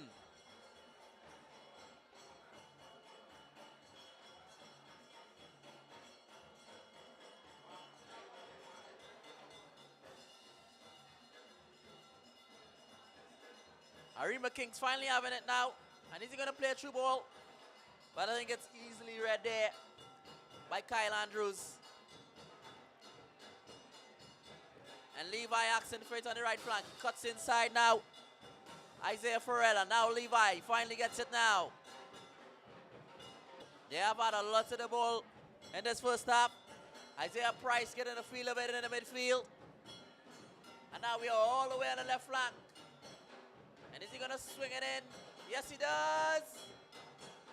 Well, I didn't think he got around the ball well enough there. The number 16, Curtis Noel.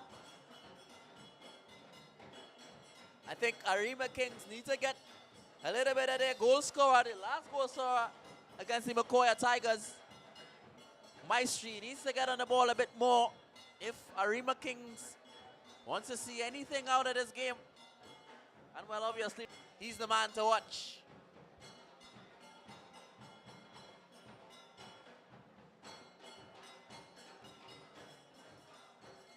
The energy is electric here in the Marvin League.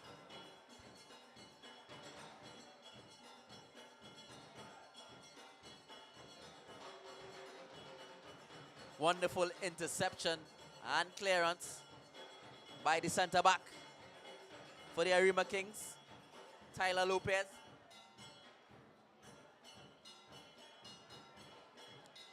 Wonderful tackle there by Junior Maron. He's on it again now. And there's an overlap and run. Is he going to play him? He should play him. Oh, he doesn't. The number 17 goes on the other side. Brandon Olton. And puts Carnage under a little bit of pressure. But Kyle Andrews read it well. Kyle Andrews again on it now. And that's a brilliant through ball. Is it going to be dangerous? No, it isn't. Wonderful gobble up there by the center back pair, Isaiah Daniel and Tyler Lopez. They've been reading the play. Carnage definitely has been knocking on the door thus far.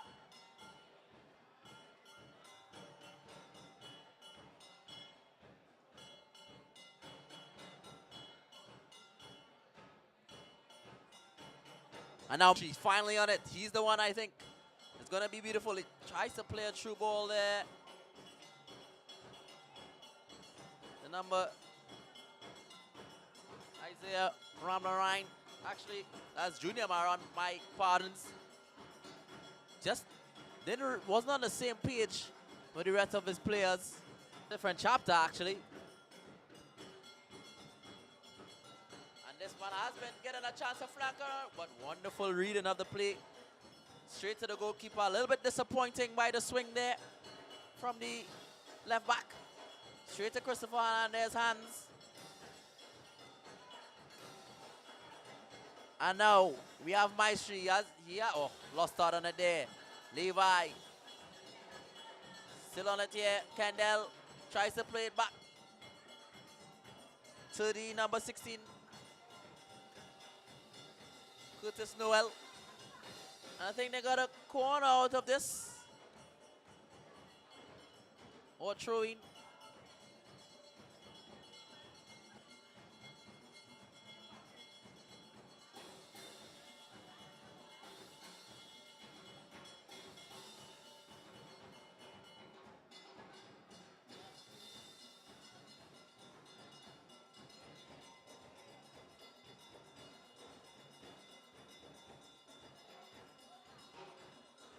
And is he going to have a shot? Yes, he does. But what a save there. Straight down the throat of Christopher Hernandez. Any other side, I think we might have seen a spectacular save. Or you might not even seen a goal, actually. But this is Group B action. Oh, this is very dangerous for the Arima Kings. Too dangerous for my liking. And that's a wonderful distribution. And now we have Isaiah Ramnine. He plays a long ball on the right flank to Brandon Olton. Is that a foul? Referee says no play on. Again, Isaiah Ramnine. Oh, that's a harsh challenge. That's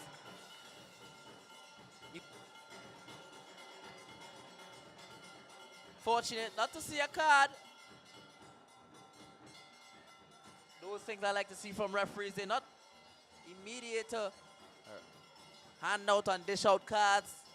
Because once you're on a yellow card, you know you have to be on your P's and Q's on forth. But the Maestri sends it in. Maestri the Maestro here. Wonderful hold-up play, and he has. Oh, that wasn't well thought out there by the number 10. He did well to hold off the rest of the teammates, but the pass back to the goalkeeper was disappointing. I think everyone in the Marvin Lee Stadium expected better of him.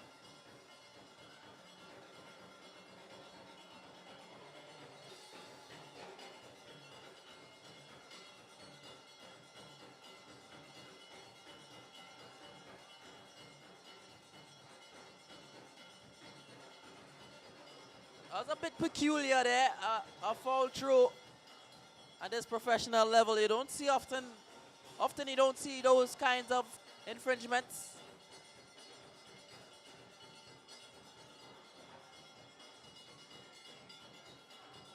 Arima Kings haven't had much possession in the opposition half, and these things is why this is very dangerous. Is he going to let it go? What a block. Wonderful block there by Dylan Kelly.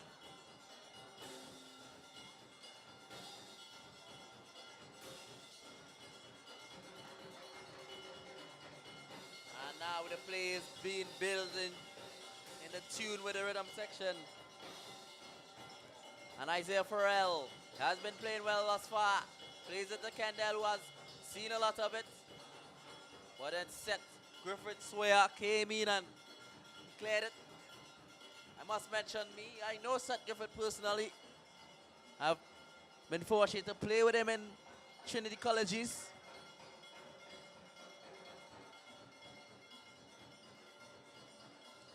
Very nifty player, skillful as well. Always knows what he's doing. Miss Annie interrupts it there again. Wonderful football. Brandon Olton and Junior Maron having tiki-taka there, but Junior Maron asking for his player to run forward there. Maestri would be a little bit disappointed that he wasn't able to keep possession. The defender nicked it off him. And Isaiah Ramnarine has been at it defensively in this first half. Sliding challenge. The game, I must say, is still ping-pong in the bang. No team really has been getting any proper grasp on it, on the ball. We're just 15 minutes into the first half, 0-0 in the match. Like I mentioned before, this is Group B. Macoya Tigers, Carnage Pirates, and Arima Kings. Arima Kings losing to Macoya Tigers 2-1. So they will be looking to punch back. They will be looking to grab a victory so that they can score some points on the board.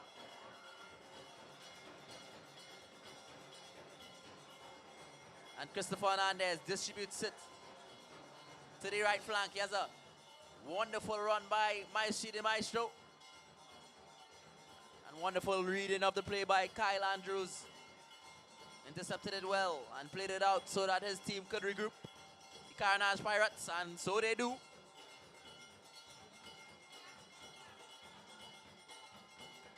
That was really not well thought of, and it wasn't a pass, and now his team is under pressure.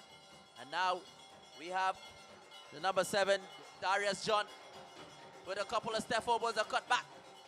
And is he gonna, oh, I think he did a bit too much.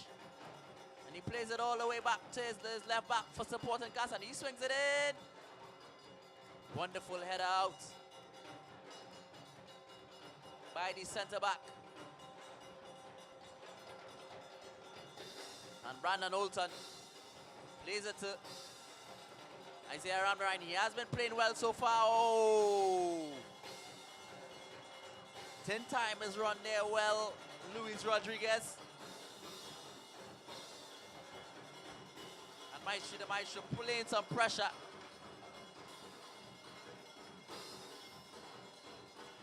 But Carnage Pirates kept it.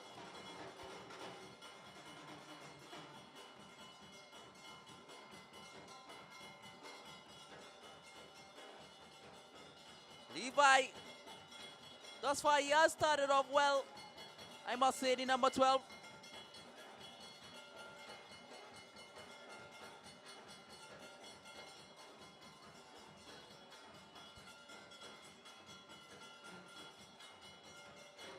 Oh, is this going to be the first goal? Yes, it is.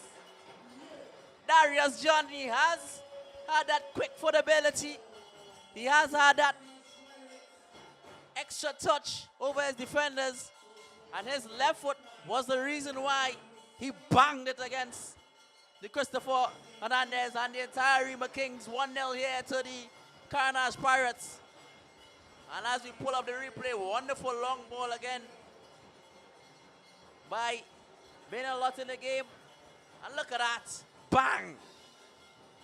No way Christopher Hernandez was stopping that. So that's brilliant playing by both Isaiah Farrell, who I mentioned multiple times in this first half, and Darius John. That goal has definitely brought some spark into the rhythm section.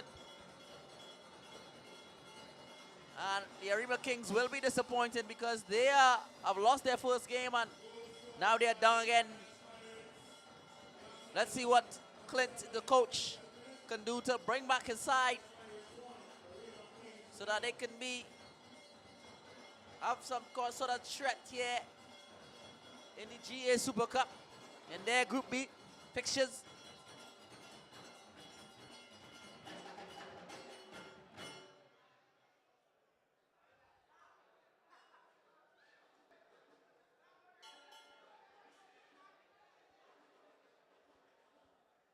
And again now, just on the long side, and we have Dylan and Junior Maron, and he has actually got it back here now, the Carnage Pirates. And Isaiah Farrell, who was the reason for the ball inside the box for Darius to score. Darius in it at the goal scorer on it again, and what a beautiful ball to Levi series. And he just lost his footing at the most vital moment.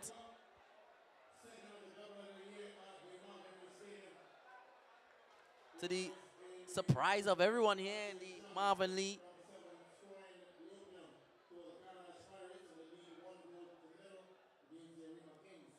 I think he should have kept his footing there. Nothing really was biting at his foot, so I'm not sure why he went over. Bit disappointing for Levi. But Arima Kings now with the Maestro. He's on it. He's such a playmaker.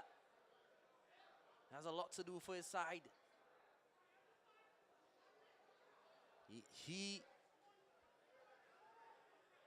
and Remy Butler should be the reason, or should be the players who Arima Kings is looking for to make a difference.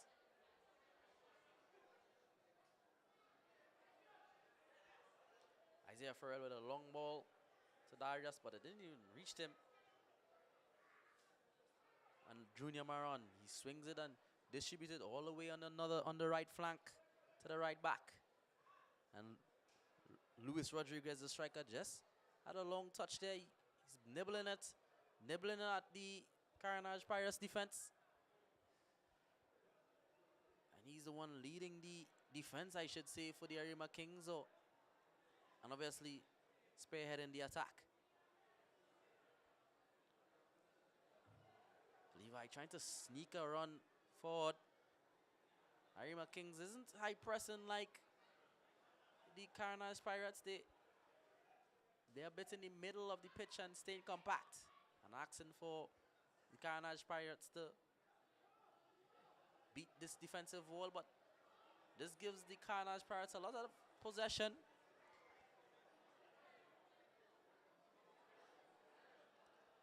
Isaiah Farrell with a heavy touch there. And Seth Gifford goes forward.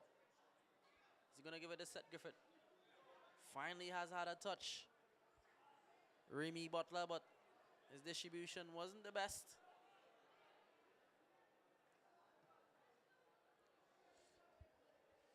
That one.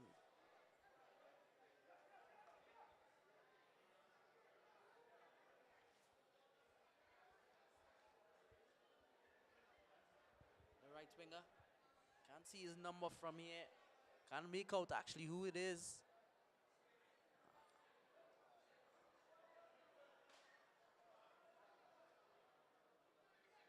I think it's in number 10 actually, Ricardo Butler. Having a spank there. His distribution is well. Is he going to reach it here, Ricardo Butler? Ooh, surprisingly, he didn't get a beat. Isaiah Farrell, he has been strong. Isaiah has been similar to the walls of Jericho. Isaiah, difficult to beat.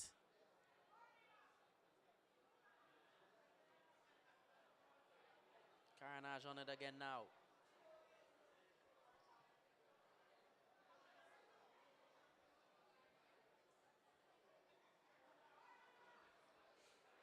Ironic, the two number 10s has the same last name, Butler.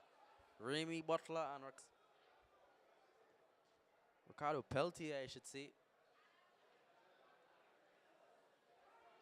And is he going to have a spanking? Ooh, I think that wasn't the right decision. I think he should have let go the throttle there.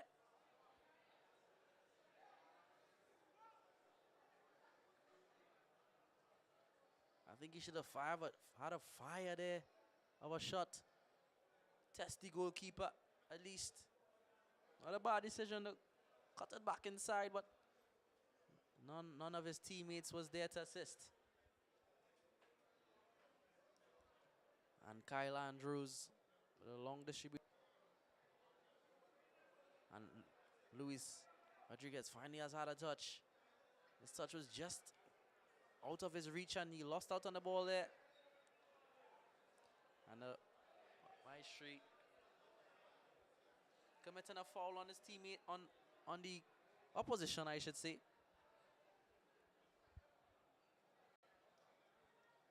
We are 26 minutes in the first half. And it's 1-0 to the Carnage Pirates. Good to see Darius John.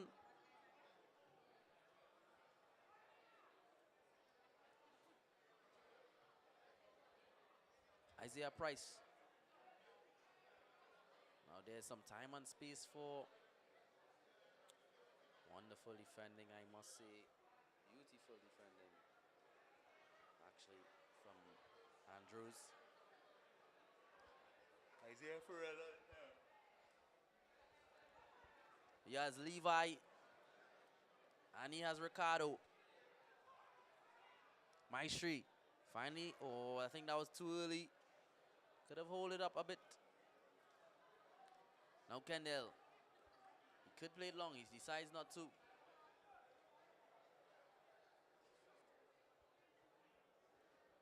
Now all the way to Ricardo. Ricardo beats 2. Is he going to beat 3? Yes, he beats 3, and the referee has to blow for that one. The speed of Ricardo Peltier is definitely Usain Bolt, like I could say. That extra gas is always wonderful to see, an amazing sight. And he ran past about 3 defenders there with the first touch.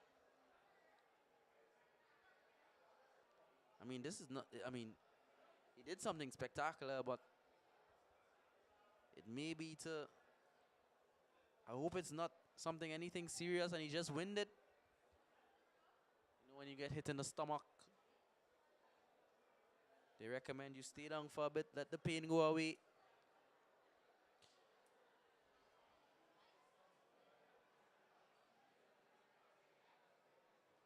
But I think he'll be okay. They have a free kick right on top, closer to the corner flag, and he dips it in. Christopher came out and he missed it.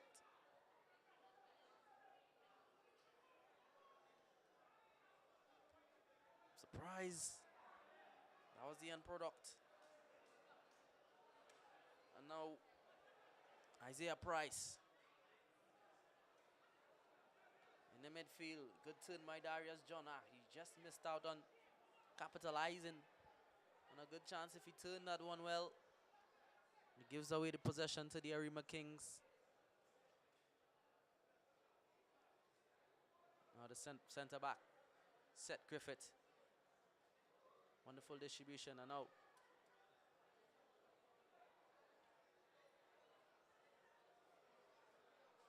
Maestro.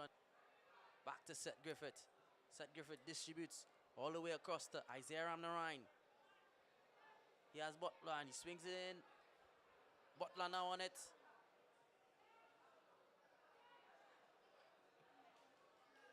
But eventually, the ball was cleared. Isaiah Ramnarine has another throw in. Plays it now to Junior Maron. And they go back to Daniel Sylvester. Back to Maron. Now to Dylan Kelly, center back. And to the captain, Christopher.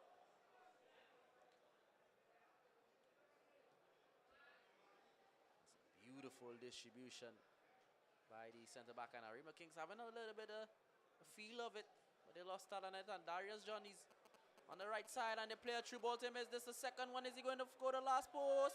Yes, he does. And this is very easy for Darius John. He's gobbling that at. He's going to eat that every day. One mistake from the guys in orange. And look at that. He kept him on side. He tried to run back to keep him on side, but that was to no avail. And he slotted it last post. Easy does it for Darius John, and he's already on a hat trick, and it's only about 31 minutes that has played thus far.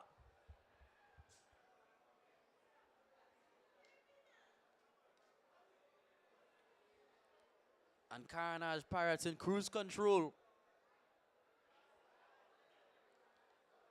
If I was Arima Kings, I would have been going back to the drawing board offensively.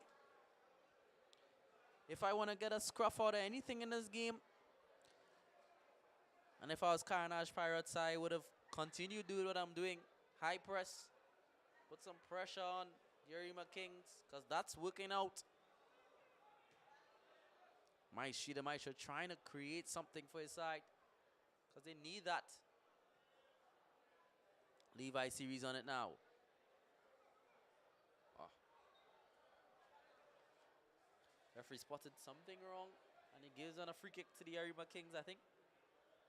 Curtis Noel was a bit rash there with the challenge.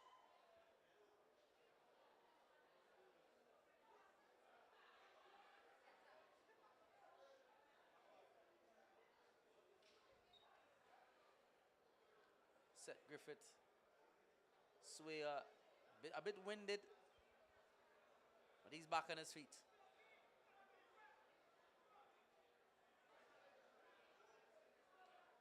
But yes, I must say, this is easy pickings for the Carnage Pirates, being 2 up. They have kept it, they have bounced it, they have moved it around, and so likely they are on top, and deservedly so. But Ricardo Butler, could he do something special? Butler, he beats 1, he beats 2. But, oh, that's a foul. It has to be a foul, and it should be cardable for me. Actually, the referee says, get up. It's not a foul. I'm surprised the referee didn't blow. He had no reason to go down. I think he was mashed at the back of his heel. I'm surprised the referee didn't blow for that. I would have been upset. How is that not a foul? Everyone on the bench would have been questioning Johnston Thomas.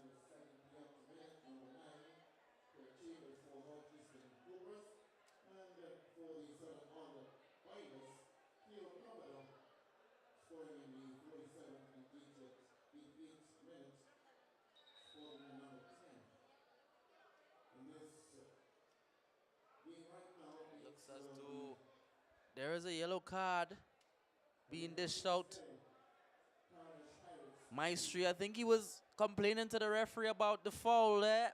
I am all in shock as to why it wasn't blown. I mean, I understand why players will be upset, but you shouldn't. I think he said something to the referee that would have caused him to give it a yellow card. Oh, it's beautiful there by Ricardo Peltier.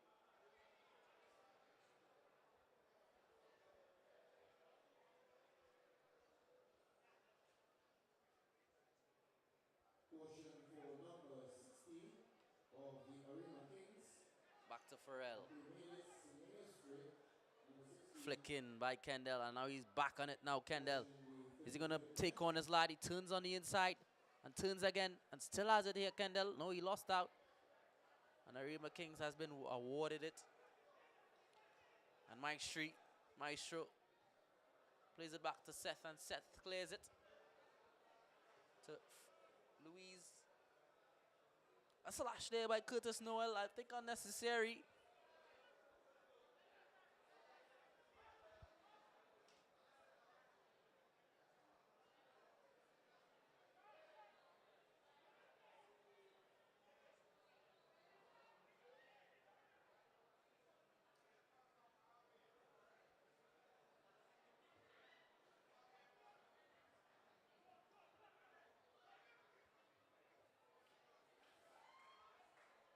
Tries to turn it on the inside there, but Junior Maron read it. And to Butler. To Isaiah. But Farrell now read it, and he plays it now to Darius John. He's on a hat trick. This is Andrew, sorry. My pardons from the commentary box.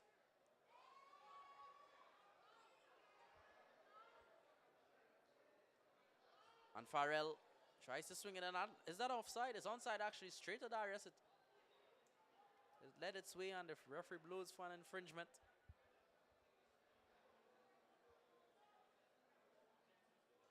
But the boys in green has been able to bounce it around, has been able to get a grasp on the game. The likes of Ricardo Peltier, Isaiah Farrell, and Levi has had a lot of the ball, and they have had or have been able to stamp their foot on this game. And here's another chance now. But Dylan snuffed it out and cleared it. And look at the high press. They immediately get it in the opposition's half here. And Ricardo, he swings it in. Darius is going to finish his hat trick. He has time and space, and he has a shot. And that one went into the car park. High, wide, and not too handsome.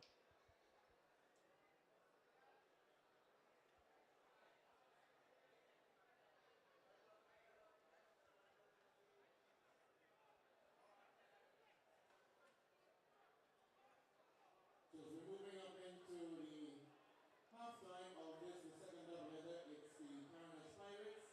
They're leading the Arima Kings 2 goals to nil.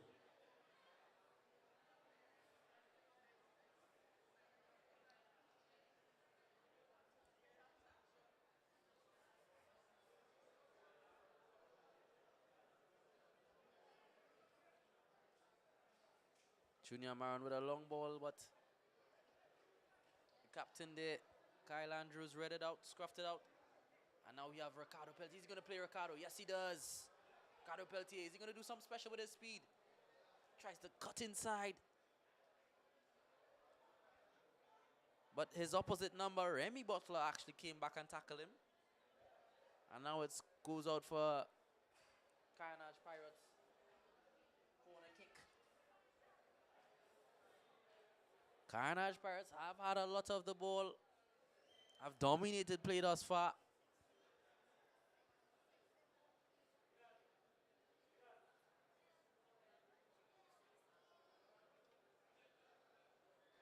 And Kendall to swing it in. He does. Christopher comes out. And is he going to spunk it? Oh, I thought Darius John was going to. And then the follow-up there by Isaiah Farrell. Yes, everyone. Darius John with it. We are pushing up time. We are 7 halftime giveaways. With his hands on his face. I think he should have let the throttle go there, Darius John. He has definitely been informed this first half with 2 goals already. A brace.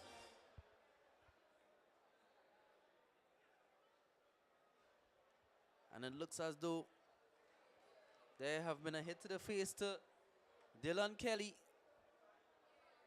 If I'm right, seeing right from the commentary box here.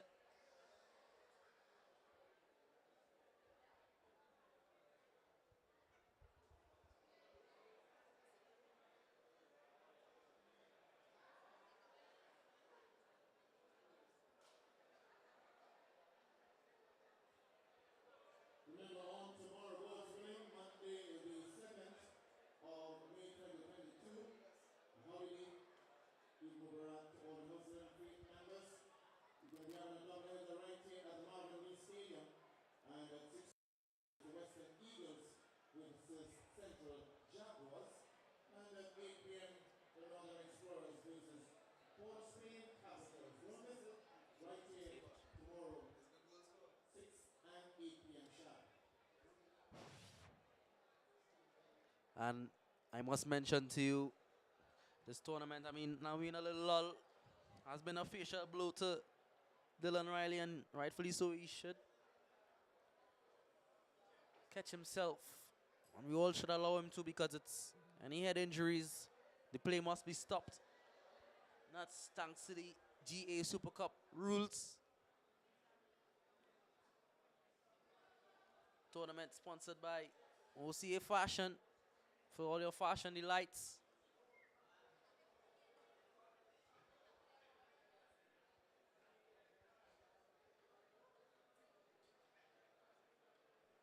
I think Dylan Riley being sorted out. That's actually Tyler Lopez.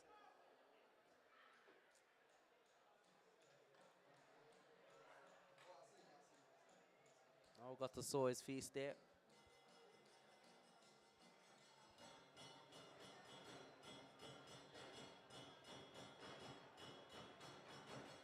And look at the high press from Carnage right into the Arima Kings box, and they finally got to distribute it to Lopez, but his hold-up play isn't well, Lopez. Luis Rodriguez isn't too good. And that gives Carnage the ball, and Ricardo Peltier on it now.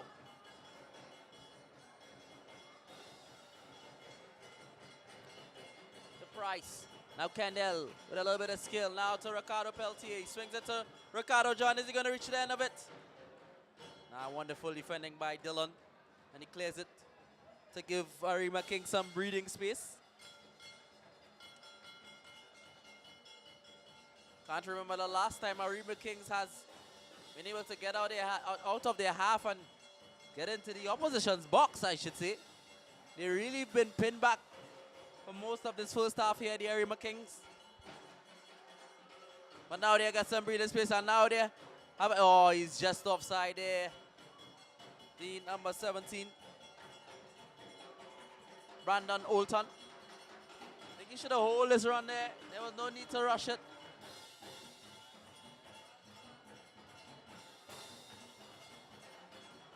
There was no need to.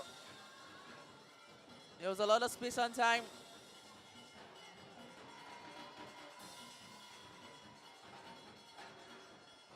And some personality Marvin Lee dancing to the rhythm section. Having some fun. Having a couple of drinks. Their team obviously will be heading 2-0 in cruise control, the Carnage Pirates. So I don't give them wrong. Also, I forgot to mention, the first game was commentated by Lee Yu. I understand he gave me a wonderful introductory. And I thank you for that.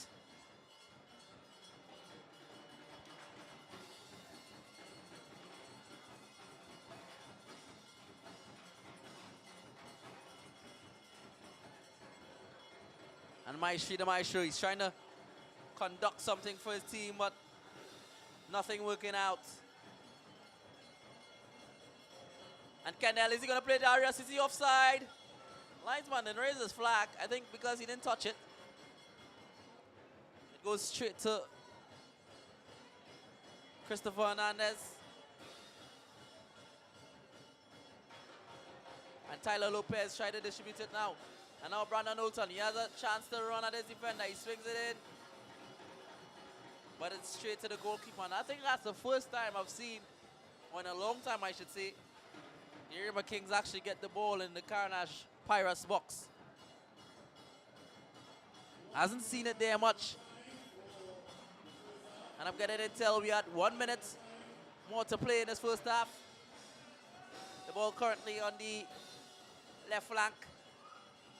And Carnage Pirates not rushing it. I don't give them wrong, they're on top 2-0.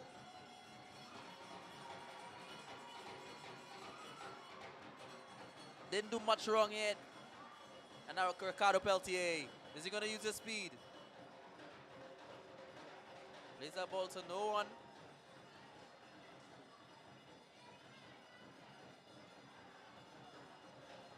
And Butler, Remy Butler. To Isaiah. Now to set Griffith back to Isaiah. First half is nearly complete.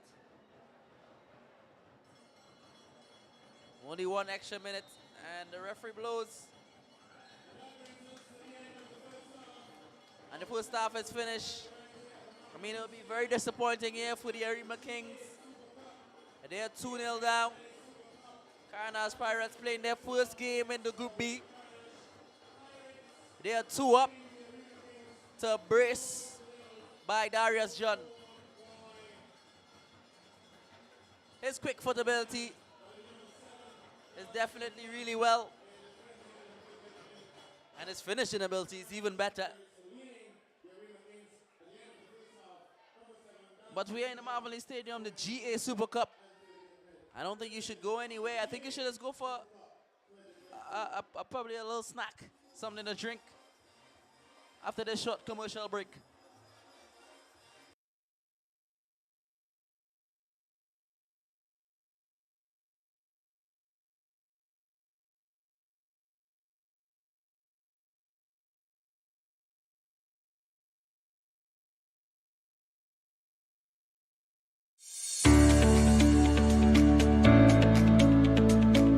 My name is Daryl Williams, Communications Officer on behalf of Gateway Athletics International. We cordially invite you to our 2022 launch and player draft for our highly anticipated GA Super Cup 2022.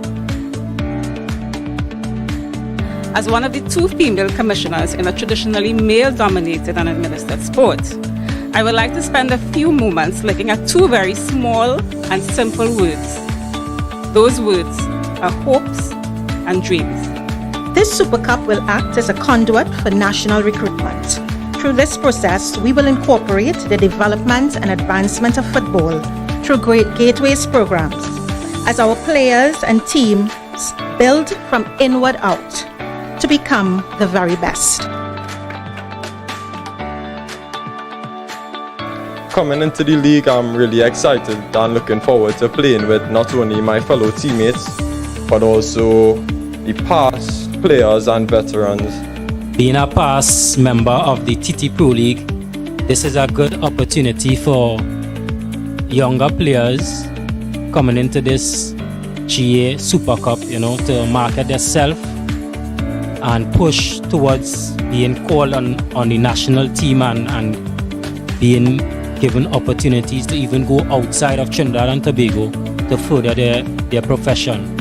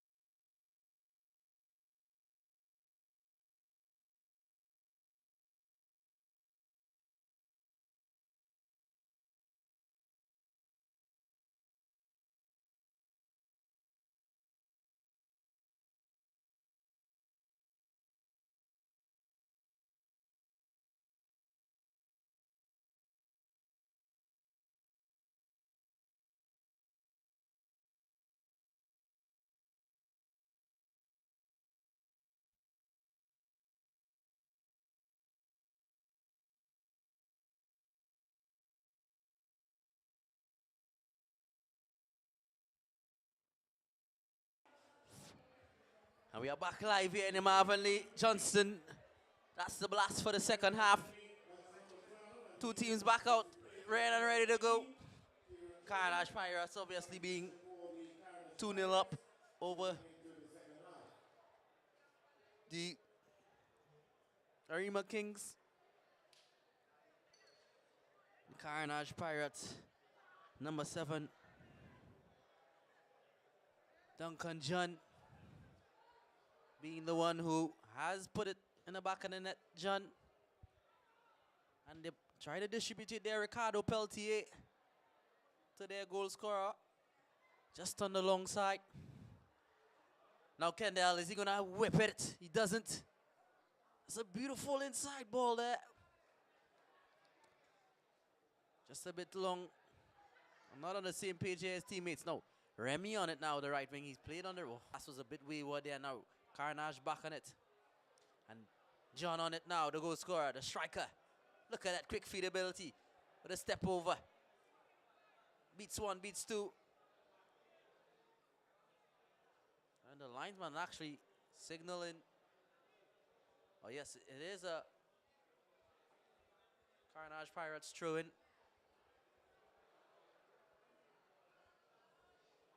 We have had a substitute. The introduction for the Carnage Pirates. Number 18, Kieran Joseph coming in. Stepping on into the second half, the coach. Devon Hamlet. Be seen his side 2-0 up. I wasn't seeing much wrong for anyone to come off, but he would have seen something. I don't know if it's a niggly injury. Kevon on it nevertheless. Now Kendall. Thought Kevon on it set Griffith. A good interceptive play. And Remy just kicked it to no one. To the disappointment to this whole Arima King side and everyone here in the Marvin Lee. Kevon on it now. First touch. He's axed it back for Kevon. Gets it. Distributing it really well. That's a brilliant ball to Ricardo Peltier. Is he going to get on it? But good interception there by the Arima Kings defense. Good reading of the play. We have overlap and run from Dylan Kelly. But again, Remy just hasn't been able to get his passing boots on today.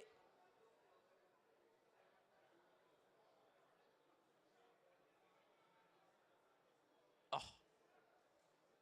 The Maestro tried something a little fancy by letting the ball run through his legs.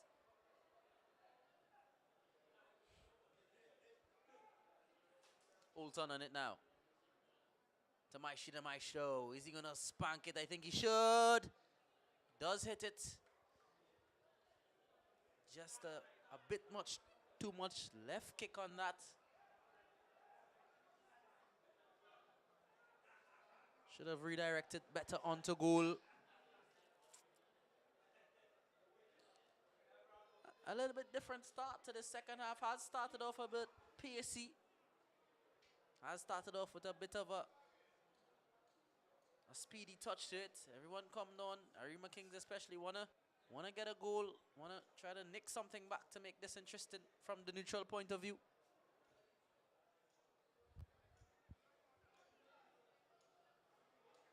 And Kevon, he has come down well, and now he has played it to John, the goal scorer, who has a brace. Is he going to swing it in? We have Peltier running in. And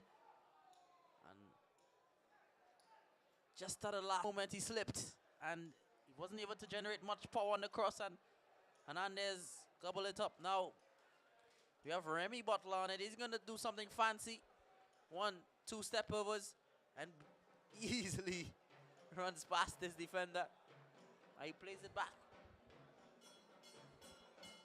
And he swings it in. There's going to be a chance. Ooh, he should have been able to get over that. There, I think it's the number 2, Seth Griffith. He went forward from all the way back. And that was just on the high side. If he was able to control that, that would have been a good chance.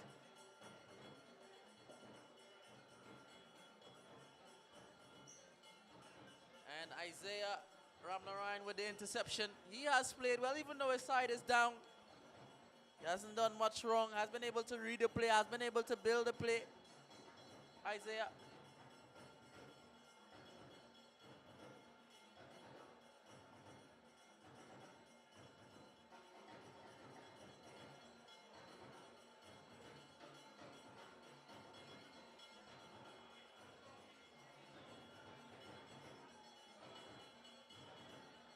And John now on it. Is he going to give it back? He doesn't. He plays it to the number 16. That's an infringement. And that's a foul for the Carnage Pirates.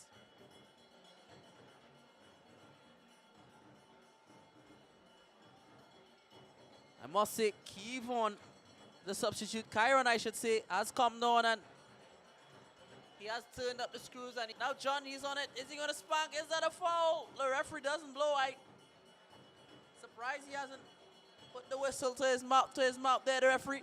Kieran back on it. He's really quick. And Kevon. Ooh. I think that goes out for, oh, it's not a corner kick. It's actually a goal kick. Surprisingly there. Kendall a bit frustrated with the linesman decision. Or lineswoman, I should say. My pardons. So it's wonderful to see women introduced into from a male-dominated event. Whether it be players, whether it be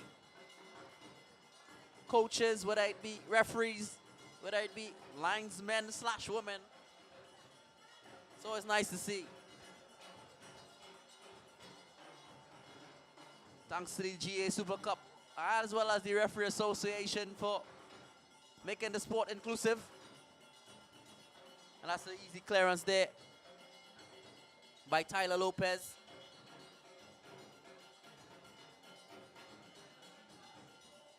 Wonderful strength by Isaiah Farrell. Has played well. The reason why in the first half, John was able to get at the end of it and slot it in the back of the net.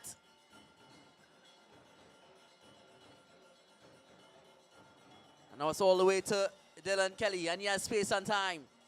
And again, they're not on the same page, not on the same chapter. Arima Kings, they're probably reading different books.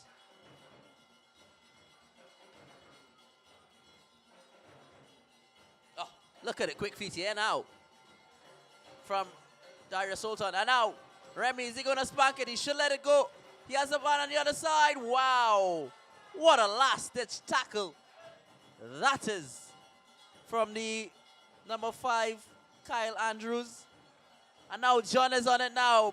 Straight on the counter. He has been good. He swings it into no one. I mean, Ricardo Peltier was pelting in the box. He wasn't fast enough to punks on that beautiful cross by John, the goal scorer.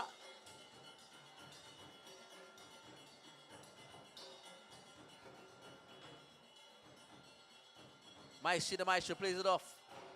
And Remy, again, hasn't been able to really get in. Hasn't been able to dominate like how I normally see him play.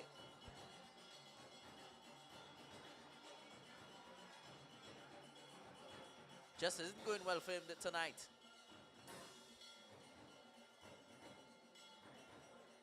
And Curtis Newell showing his skill. And Kendall, is he going to play Curtis? Probably in that division.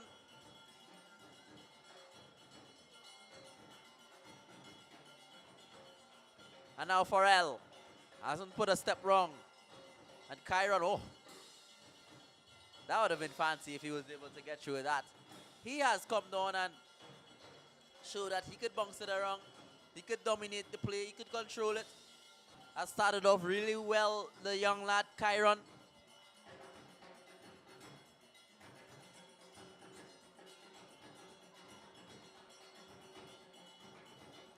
Daniel Sylvester. to Maron. Now to, again, Remy. It just isn't going well for him today. Just isn't. I think the coach should look elsewhere for that creative spark. You need to know when it's just not some of your key players' nights. And it's looking like it is his night today. But now there's a good chance. And there's Luis Rodriguez. Is he going to get it? Oh! Wonderful come out there from the goalkeeper.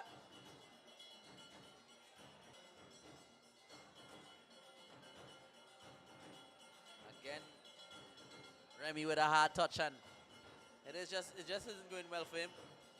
And Seth Griffith with a run from deep. And Dylan Kelly plays it now to Maron. Maron switches the play all the way to Isaiah Ramnarine. He has time and space, and it looks as though the Carnage Pirates is okay with defending, and the keeper comes out. He punches it. And Delano just pulled it a bit.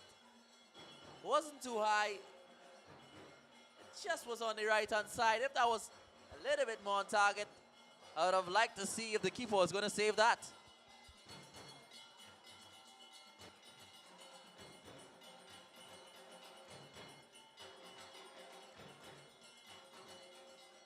And Kelly with a header out. Wonderful headed interception there.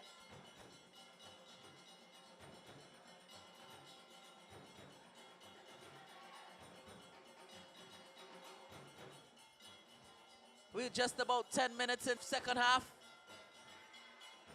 Scoreline 2-0 still to the Carnage Pirates in green. Arima Kings in yellow. If you're now joining in on our live stream here. And that's a wonderful ball to Ricardo Peltier. And it's just his first touch. His first touch wasn't telling there. Should have done a little better. The number 10, he's always a bit more skillful than that. If you saw what he did in the first half, he's better than that. We know that. But it's a Carnage throwing nevertheless.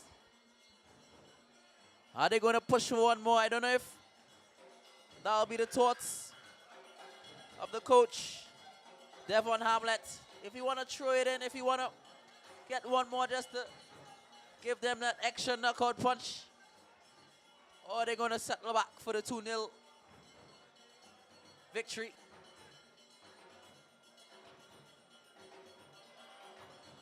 Oh, we love to see that skill there from the captain, Kyle Andrews.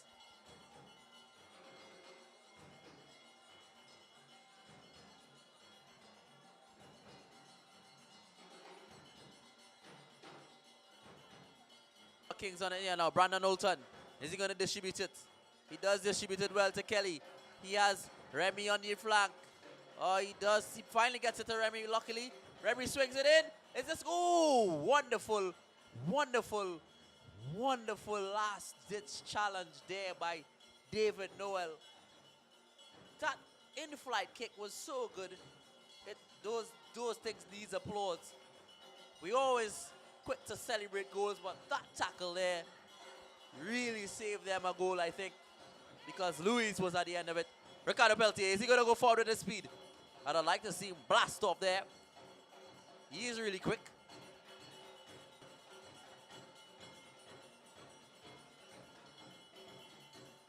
He decided to keep it, and now Nerima King's on the ball. Kelly on the right flank. He plays it on the inside to Kyle Seth Griffith. He has been... The coach has instructed them to get a little bit more forward.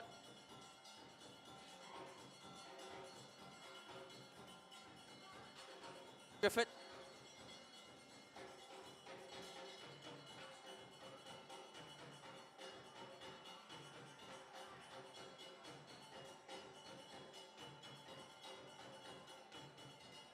Myron, who course he is. I've been running up, down, left, right.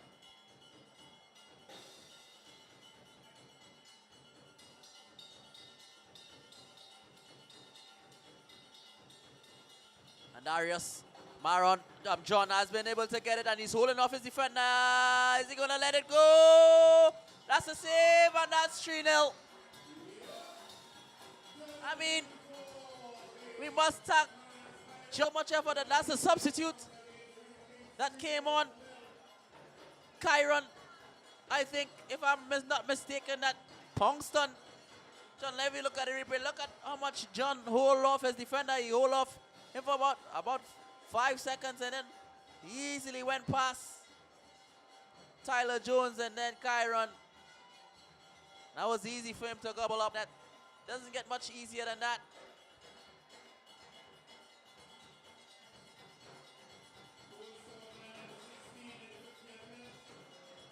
It's actually the number 16, Curtis Noel. It's not Kyron. Curtis Noel was the goal scorer there. That was easy for him. I have a little difficulty seeing the players here in the commentary box. The lighting not very well, so I do apologize for calling wrong players' names.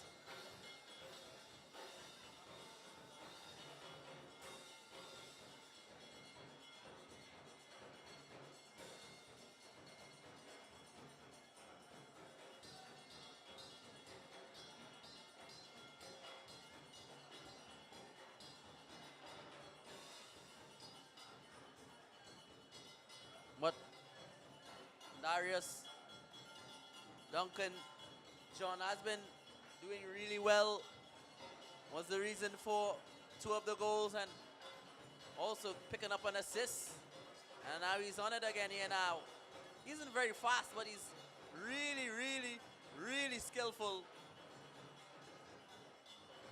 And they're just nibbling at his ankles, nibbling at his ankles, nibbling at his ankles. Swiping, swiping, swiping. Cutting grass almost.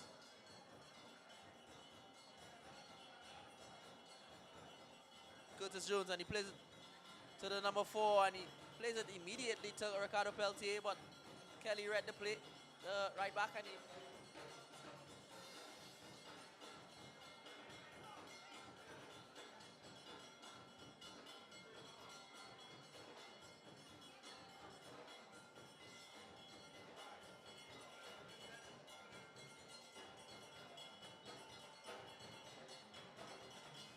Tevon Eve, the number 4. He didn't start, but he came on and he has been playing well too. Tevon Eve.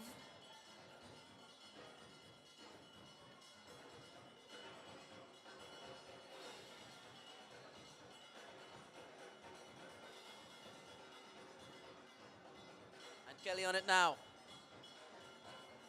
To Remy, back to Kelly. The Arima Kings need to get one back if they looking to do anything or even sniff anything. A consolation goal is what I'll be aiming for out of respect.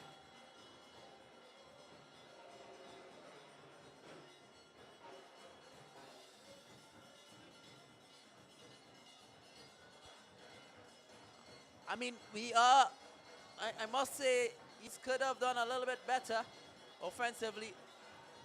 And that basically sums up their evening. Look at that pass. They're just not in the same chapter here, the Arima Kings. But like I was saying before, even though the Arima Kings haven't done much against the Carnage, we must also commend how great the Carnage Pirates is defensively. The Arima Kings haven't even been able to snuff out anything much, having very little shots and very little possession of it.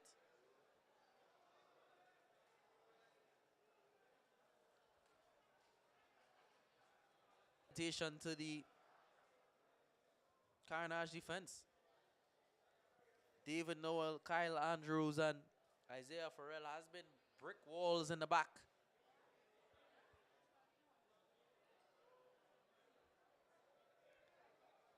And Tyler Lopez just intervening.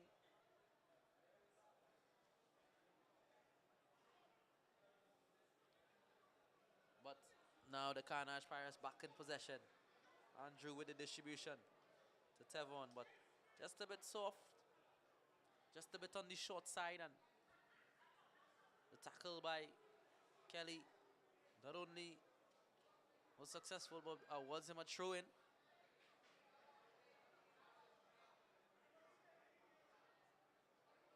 the maestro. Let's see if he can do something to bring this Arima King side forward. Hernandez, the goalkeeper.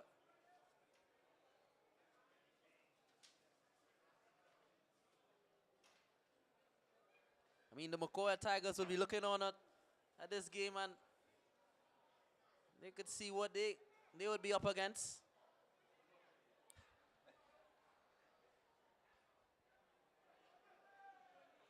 Adrian Romain obviously being the coach.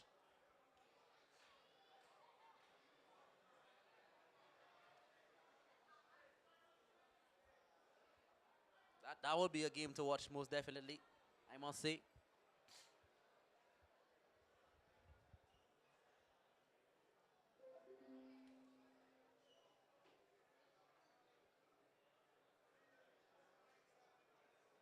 But this Karana side has really dominating. They're like the queen on the chessboard, playing against a pawn or a king. I've been able to snuff out all of the moves of the Arima Kings. No pun on words.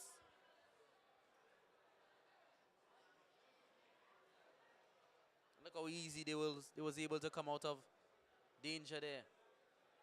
Kyron, the substitute. He has also come down and mandated that he get it. And has been really quick and really sharp. Ricardo Peltier asking for it. I think the blaster speed. Look at that. Look at that skill on Kelly.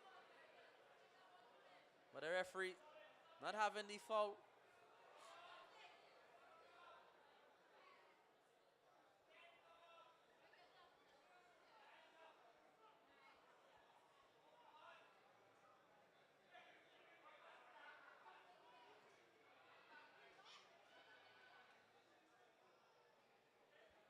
Now Isaiah Ryan on it now.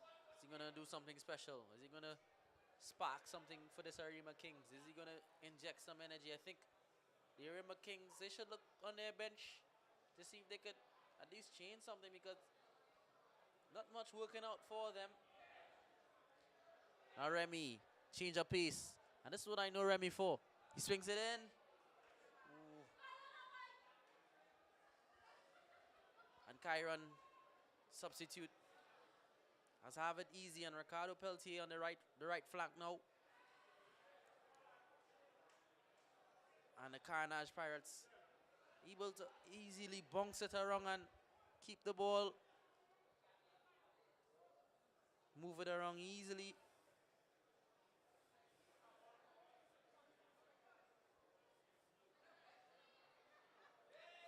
Substitution for the Cobras Pirates, which being the field of play number 10, Ricardo Peltier, being replaced by number 8, Simon Baptiste.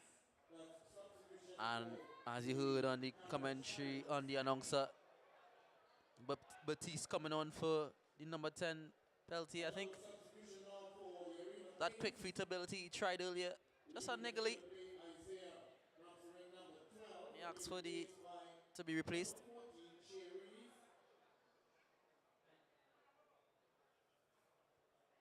Also for the Arima Kings, leaving the field of play, Seth Sawyer, number 2, and he's being replaced by number 9, Trey Handley. Double substitution for the Arima Kings and one for Carnage Pirates. For the Arima Kings, we have 2 new players. Carnage Pirates leads the Arima Kings 3 goals to 0. Number 9.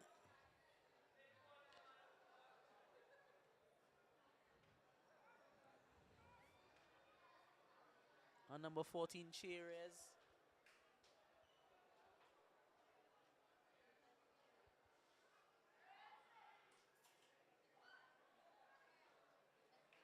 Cherez asking for it.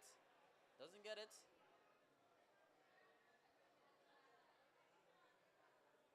This is my shoe, and this is what I like to see. He takes on Cheese. He's going to have a oh, he cuts back inside. Is he going to let go? He finally does. But against of the Carnage Pirates, blocking the shot. All that effort goes to no avail. It's eventually cleared now.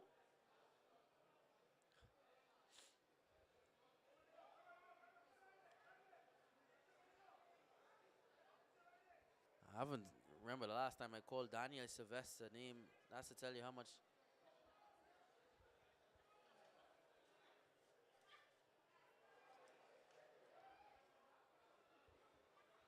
And Kendall on it now. Plays it to Kyron. Has been really magisterial since he came down here, Kyron. Look forward to seeing. I surprised he hasn't started actually. He has came on and played very well.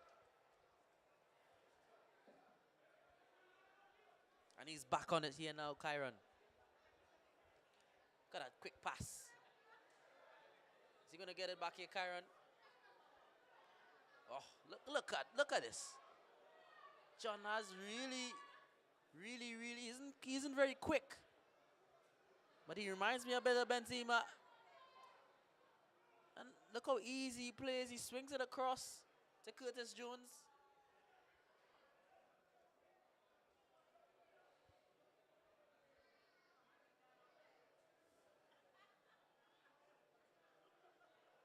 That's what we like to see.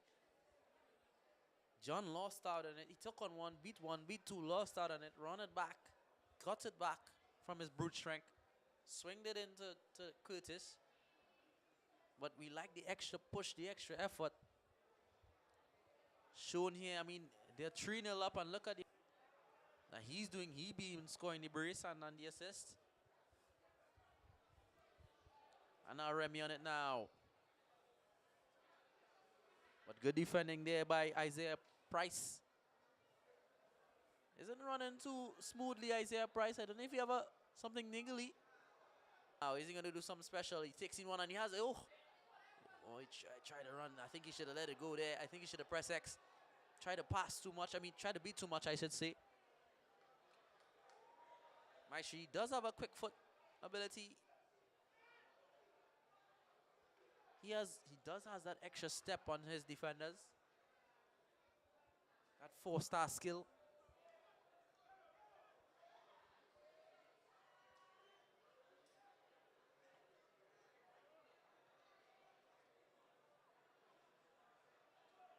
But we're about 73 minutes into play. And this is a whitewash from the Cardinals. It's 3-0. Third goal coming in the second half. Easily slotted away by Curtis Noel. Thanks to John. He scoring a brace, and his brute strength was the reason why Curtis was able to just easily tap it into the goal when he had a shot and saved by Hernandez, the Arima Kings goalkeeper.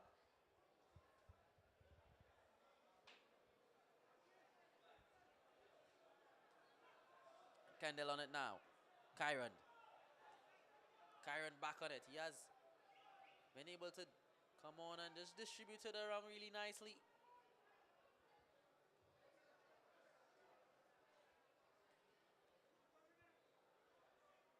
To Andrew.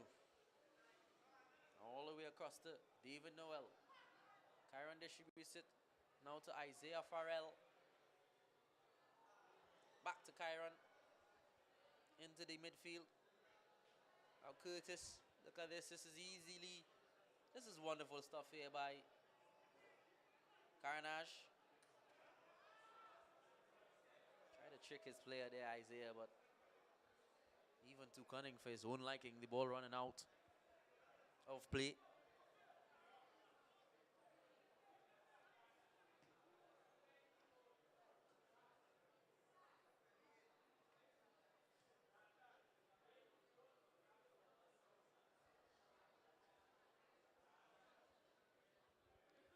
Now, is this something special going to happen? He swings it in. Is he going to have a spank here? Oh, look at that sliding challenge.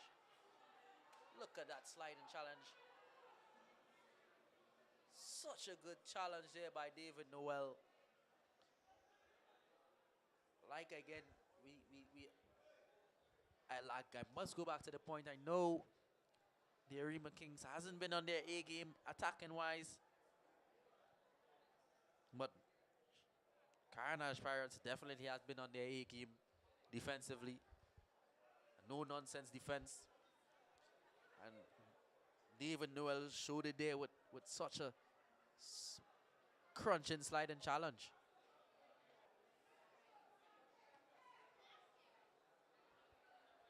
He does eventually hit it, but I think the referee spotted.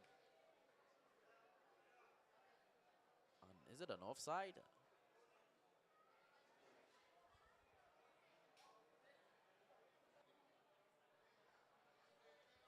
Referee just trying to calm down some of the Arima Kings players. I think they're frustrated because one, they're 3-0 down, and two, they probably seeming as though the Carnage Pirates is wasting some time.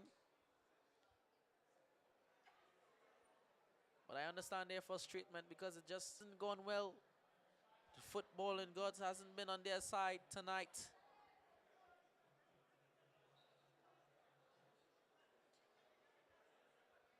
As if you believe in luck, that is. Oh, that's a wonderful driven blast. He's going to Kendall. He takes his time. I mean, there's no need to rush. They're 3-0 up. They could bounce it around. They could have some fun to the bounce to the rhythm section as the rhythm section looking to spark some interest. And is that offside? Yes, it is. I think that's a lineswoman, Prudence Fleming.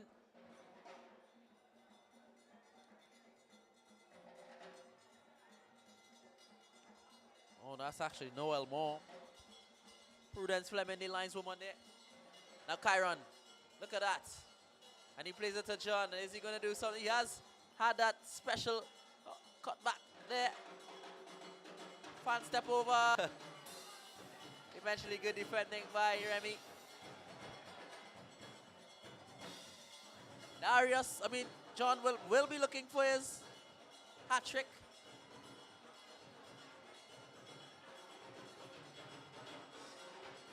And that's calm play by the goalkeeper. Now Curtis. To Noel. But Olton eventually gets it. And now he plays it to them. Maestro, the Maestro has it now. Oh, he lost out on it, and that'll be to his annoyance. Actually goes back again to the Arima Kings. And he has Maron. He actually swings it all the way across to the left flank. He's going to swing it in. He takes on his lad. I think he should have had a shot there. Ah, that was really brilliant from Kyron. Gets it back. Is he going to get back the 1-2 again? Kyron. And now he has time and space. It's 3 versus 2. He just missed it one time. He's onside. That's not offside. Oh! That one was really close. I'm surprised Fleming called that one, lineswoman. That one was tight for me.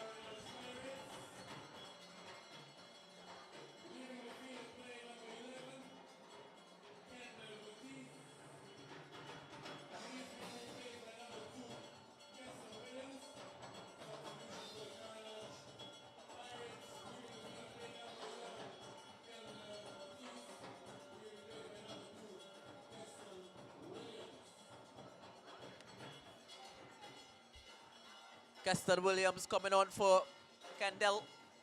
Kendall has played well, Kendall Baptiste.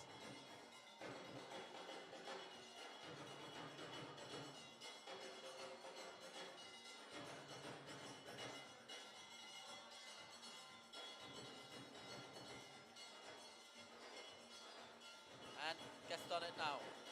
On it now.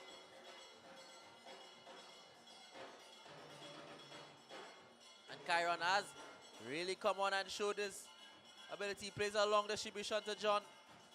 But Remy throttles back and has to be a foul.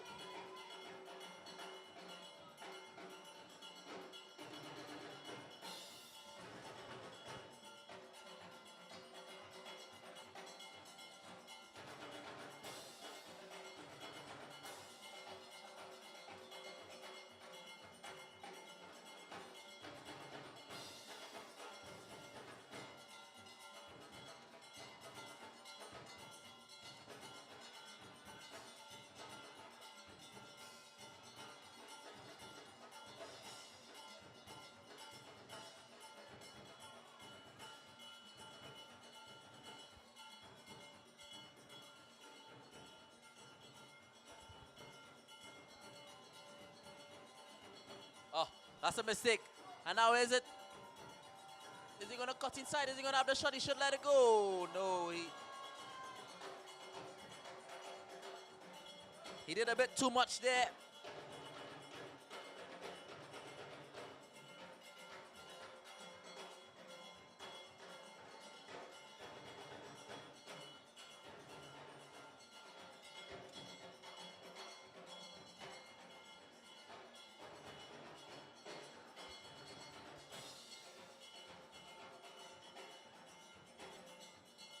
I think his better option was to let the throttle go, have a shot, test the keeper. You never know what to expect. If you don't write your name down for the raffle, you will never win.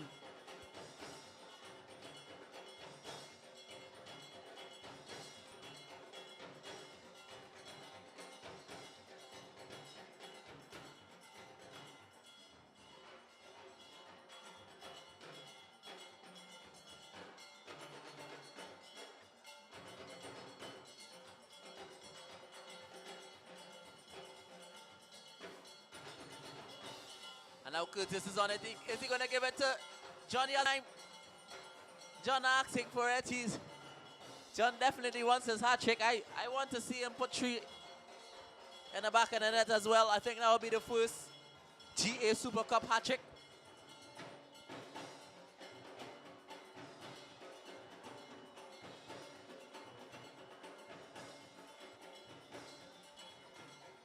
Just about 8 minutes left of regular time to play. Carnage having more shot, having more possession, having more everything. Having more goals as well. 3 that is. With a brace from John. And run from Curtis Noel. Arima Kings haven't really done much today. Haven't really ticked like they normally do. Must say they played better against the Macoya Tigers. It just didn't go their way today. The likes of Remy Butler really struggled to get a hold of the ball and really bounce it around like I normally see him do. And the Maestro, he's try, but I think he need more support and cast. If he wants, or he and the side to see anything come out of this, and that's not just this game, out of their group, that is Group B.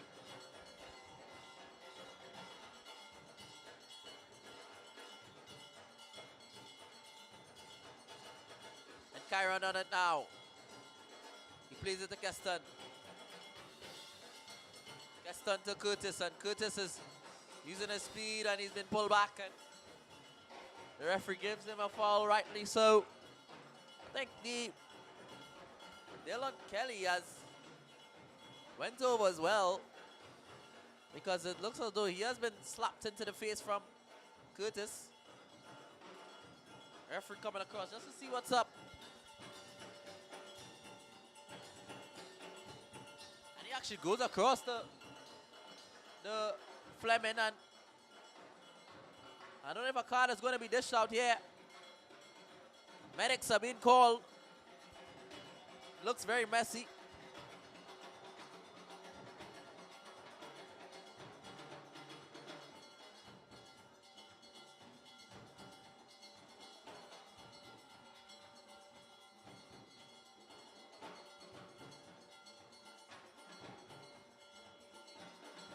This definitely, Johnston is a no-nonsense referee. Johnston Thomas isn't allowing any other players to put any nonsense into his ears.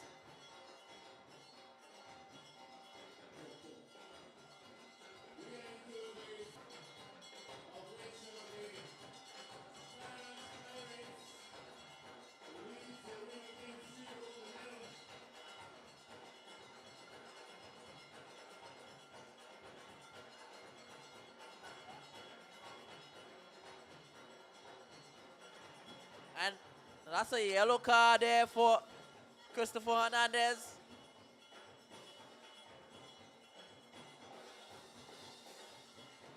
was a red card actually for Christopher Hernandez. I think that's the end of Hernandez. Really, at the end of the day, he's been talking to the referee over and over. I mean, I think the captain is, I think he should be given that ability to have a conversation with the referee, but Johnson Thomas, no nonsense referee, having none of that. And he's been given the marching orders. Things have gone from bad to worse here for the Arima Kings.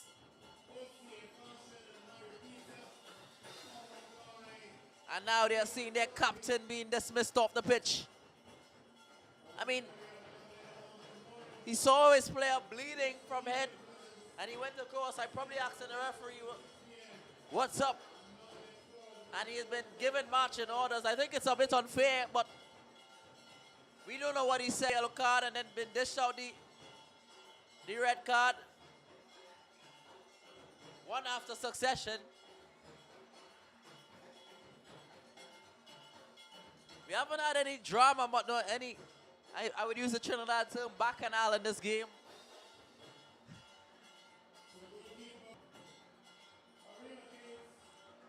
But he have been given marching orders here, Christopher Hernandez.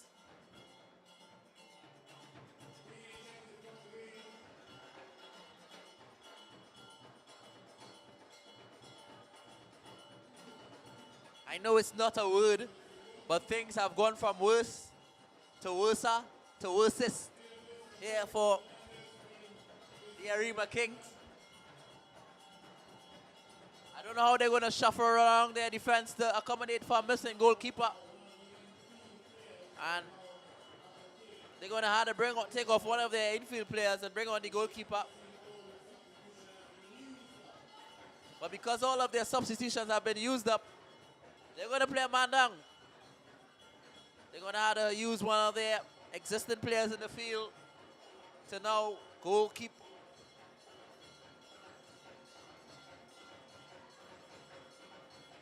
I mean, it's in the 80th minute, so they don't have much long to. They'll have to hold off this downfall, but definitely disappointing to see your captain off for the next game, being dished out a red card.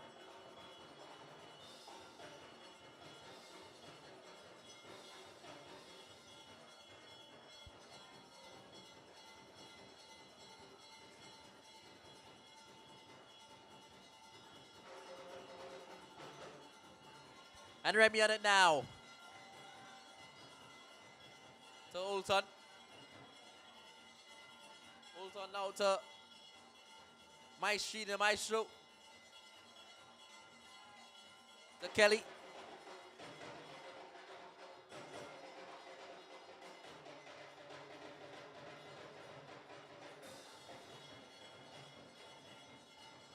Oh, just a bit on the long side. There.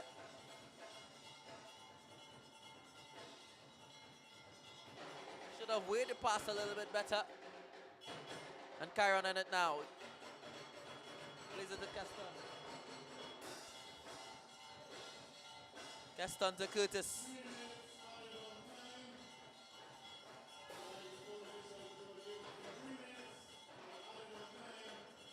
And yes, the second half is regular time is finished. I don't know if you're hearing from the announcements, but the two teams have been awarded 3 minutes for extra time. I guess it's for the infringement where the player was lashed in the face and he needed some medical treatment.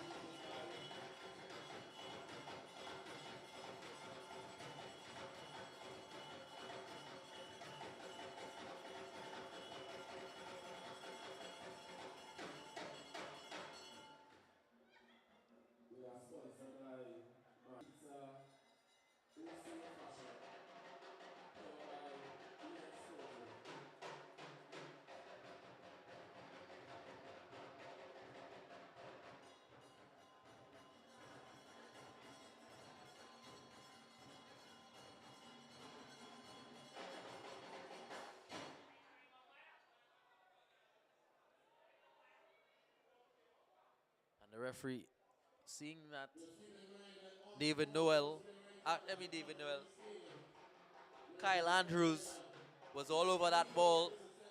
You can't sit on it when you're on the ground. And he awarded a free kick here for Arima Kings and Maestri. He's over it. Isolation goal here for the Arima Kings. Could he at least test the Carnage Pirates goalkeeper? And he has a spank.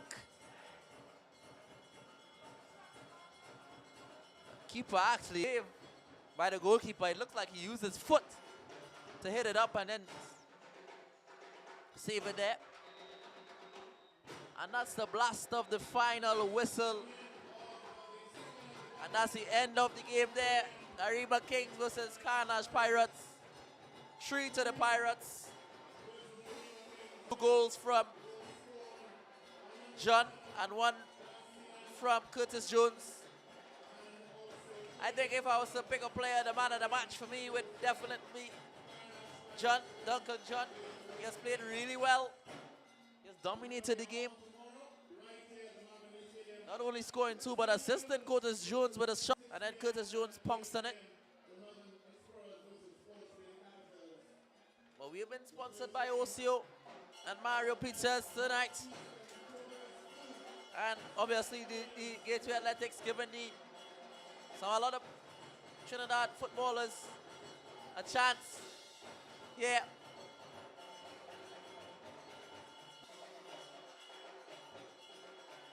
In the Marvin Lee.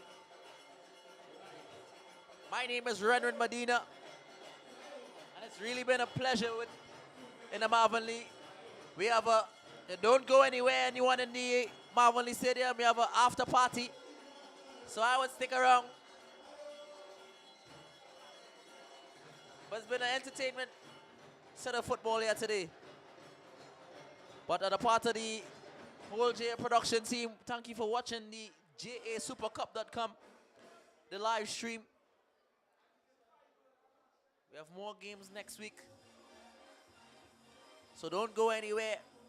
We'll be back here in the Marvin Lee Stadium to entertain you more. My name is Renami. It's been a pleasure serving you here today. Everyone in the stream link. It's been a pleasure commentating for you. Have a good night.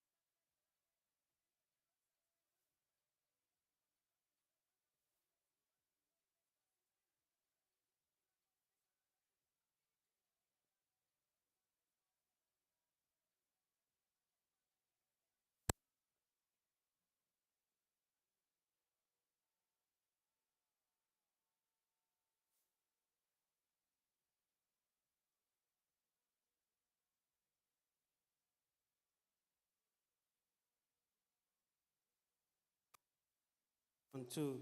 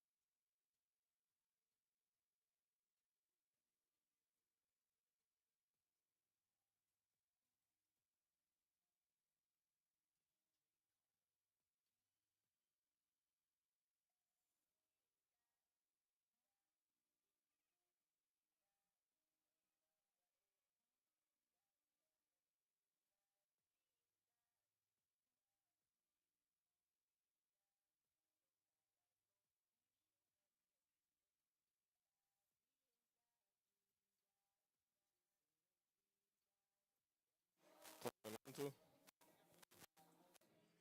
Testing 1, 2. Testing 1, 2.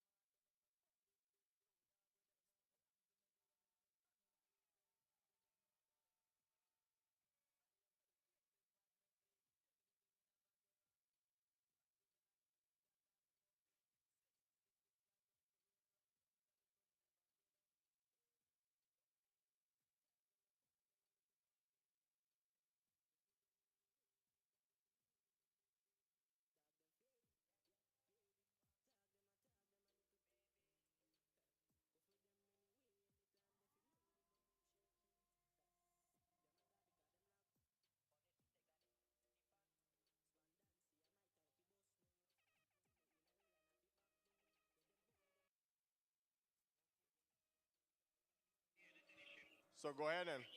Testing. I'm going with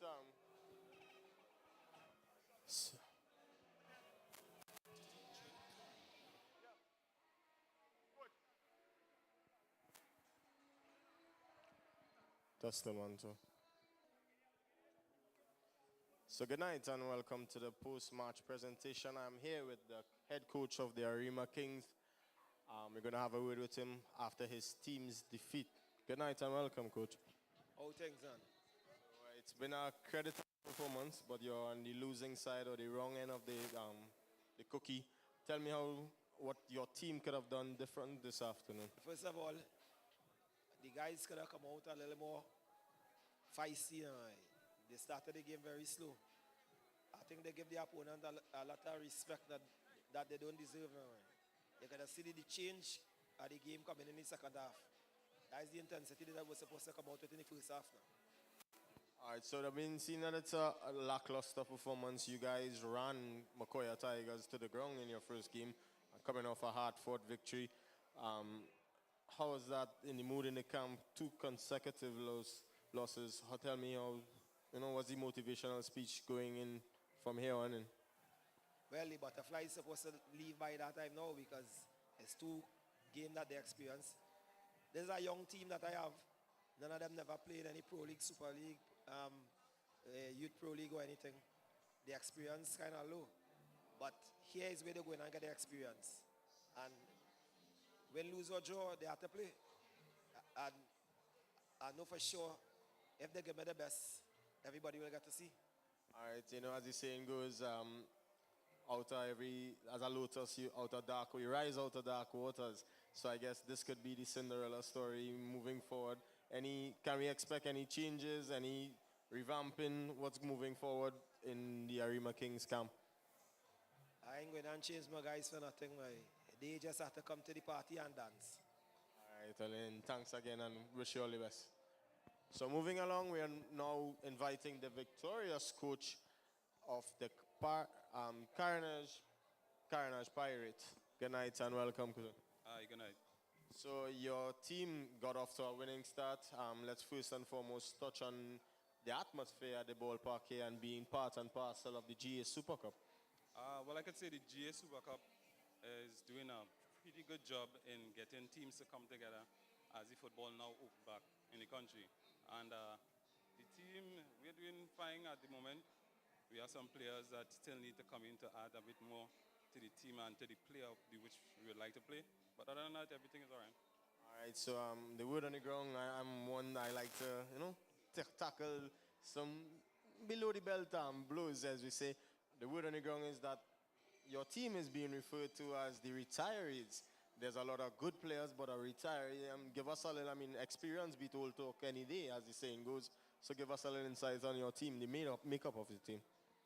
Well, we didn't decide to go with just experienced players. It happened by choice. Due to the other leagues, we couldn't get the younger players to come out because they're already playing in leagues. So with the players that we have, they are the ones that are available, and we're going to go through the tournament with them, experience, old, and yeah, we're going to win 100,000 with them as well.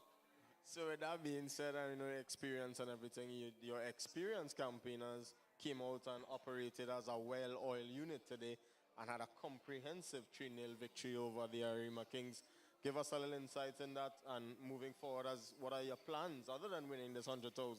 How are you going to go about it at one step at a time? Well, the team that you see play today, they have been playing together for quite some time. They're old, but they have been doing it since they're young. Every one of them know each other. We just brought in a couple of players from outside to help with the numbers and to help boost the team as well. Going forward, we have a couple more old, experienced players to add that I think they're going to do pretty well as well. And when we all come together and game by game, you will see improvement. The experience will be there, the fitness will grow, and you will see the ball moving a lot more. All right, well, I want to say thanks, but as the saying goes, a good working old thing is better than a new thing, right? For sure. So we want to continue to wish you the best for your team and all the best in your future endeavors as the Carnage Pirates coach. So there you have it, guys. The two coaches participating in the stellar event this afternoon. We want to remind you guys to stay on for the after party and join us back tomorrow for a double header right here at the ballpark.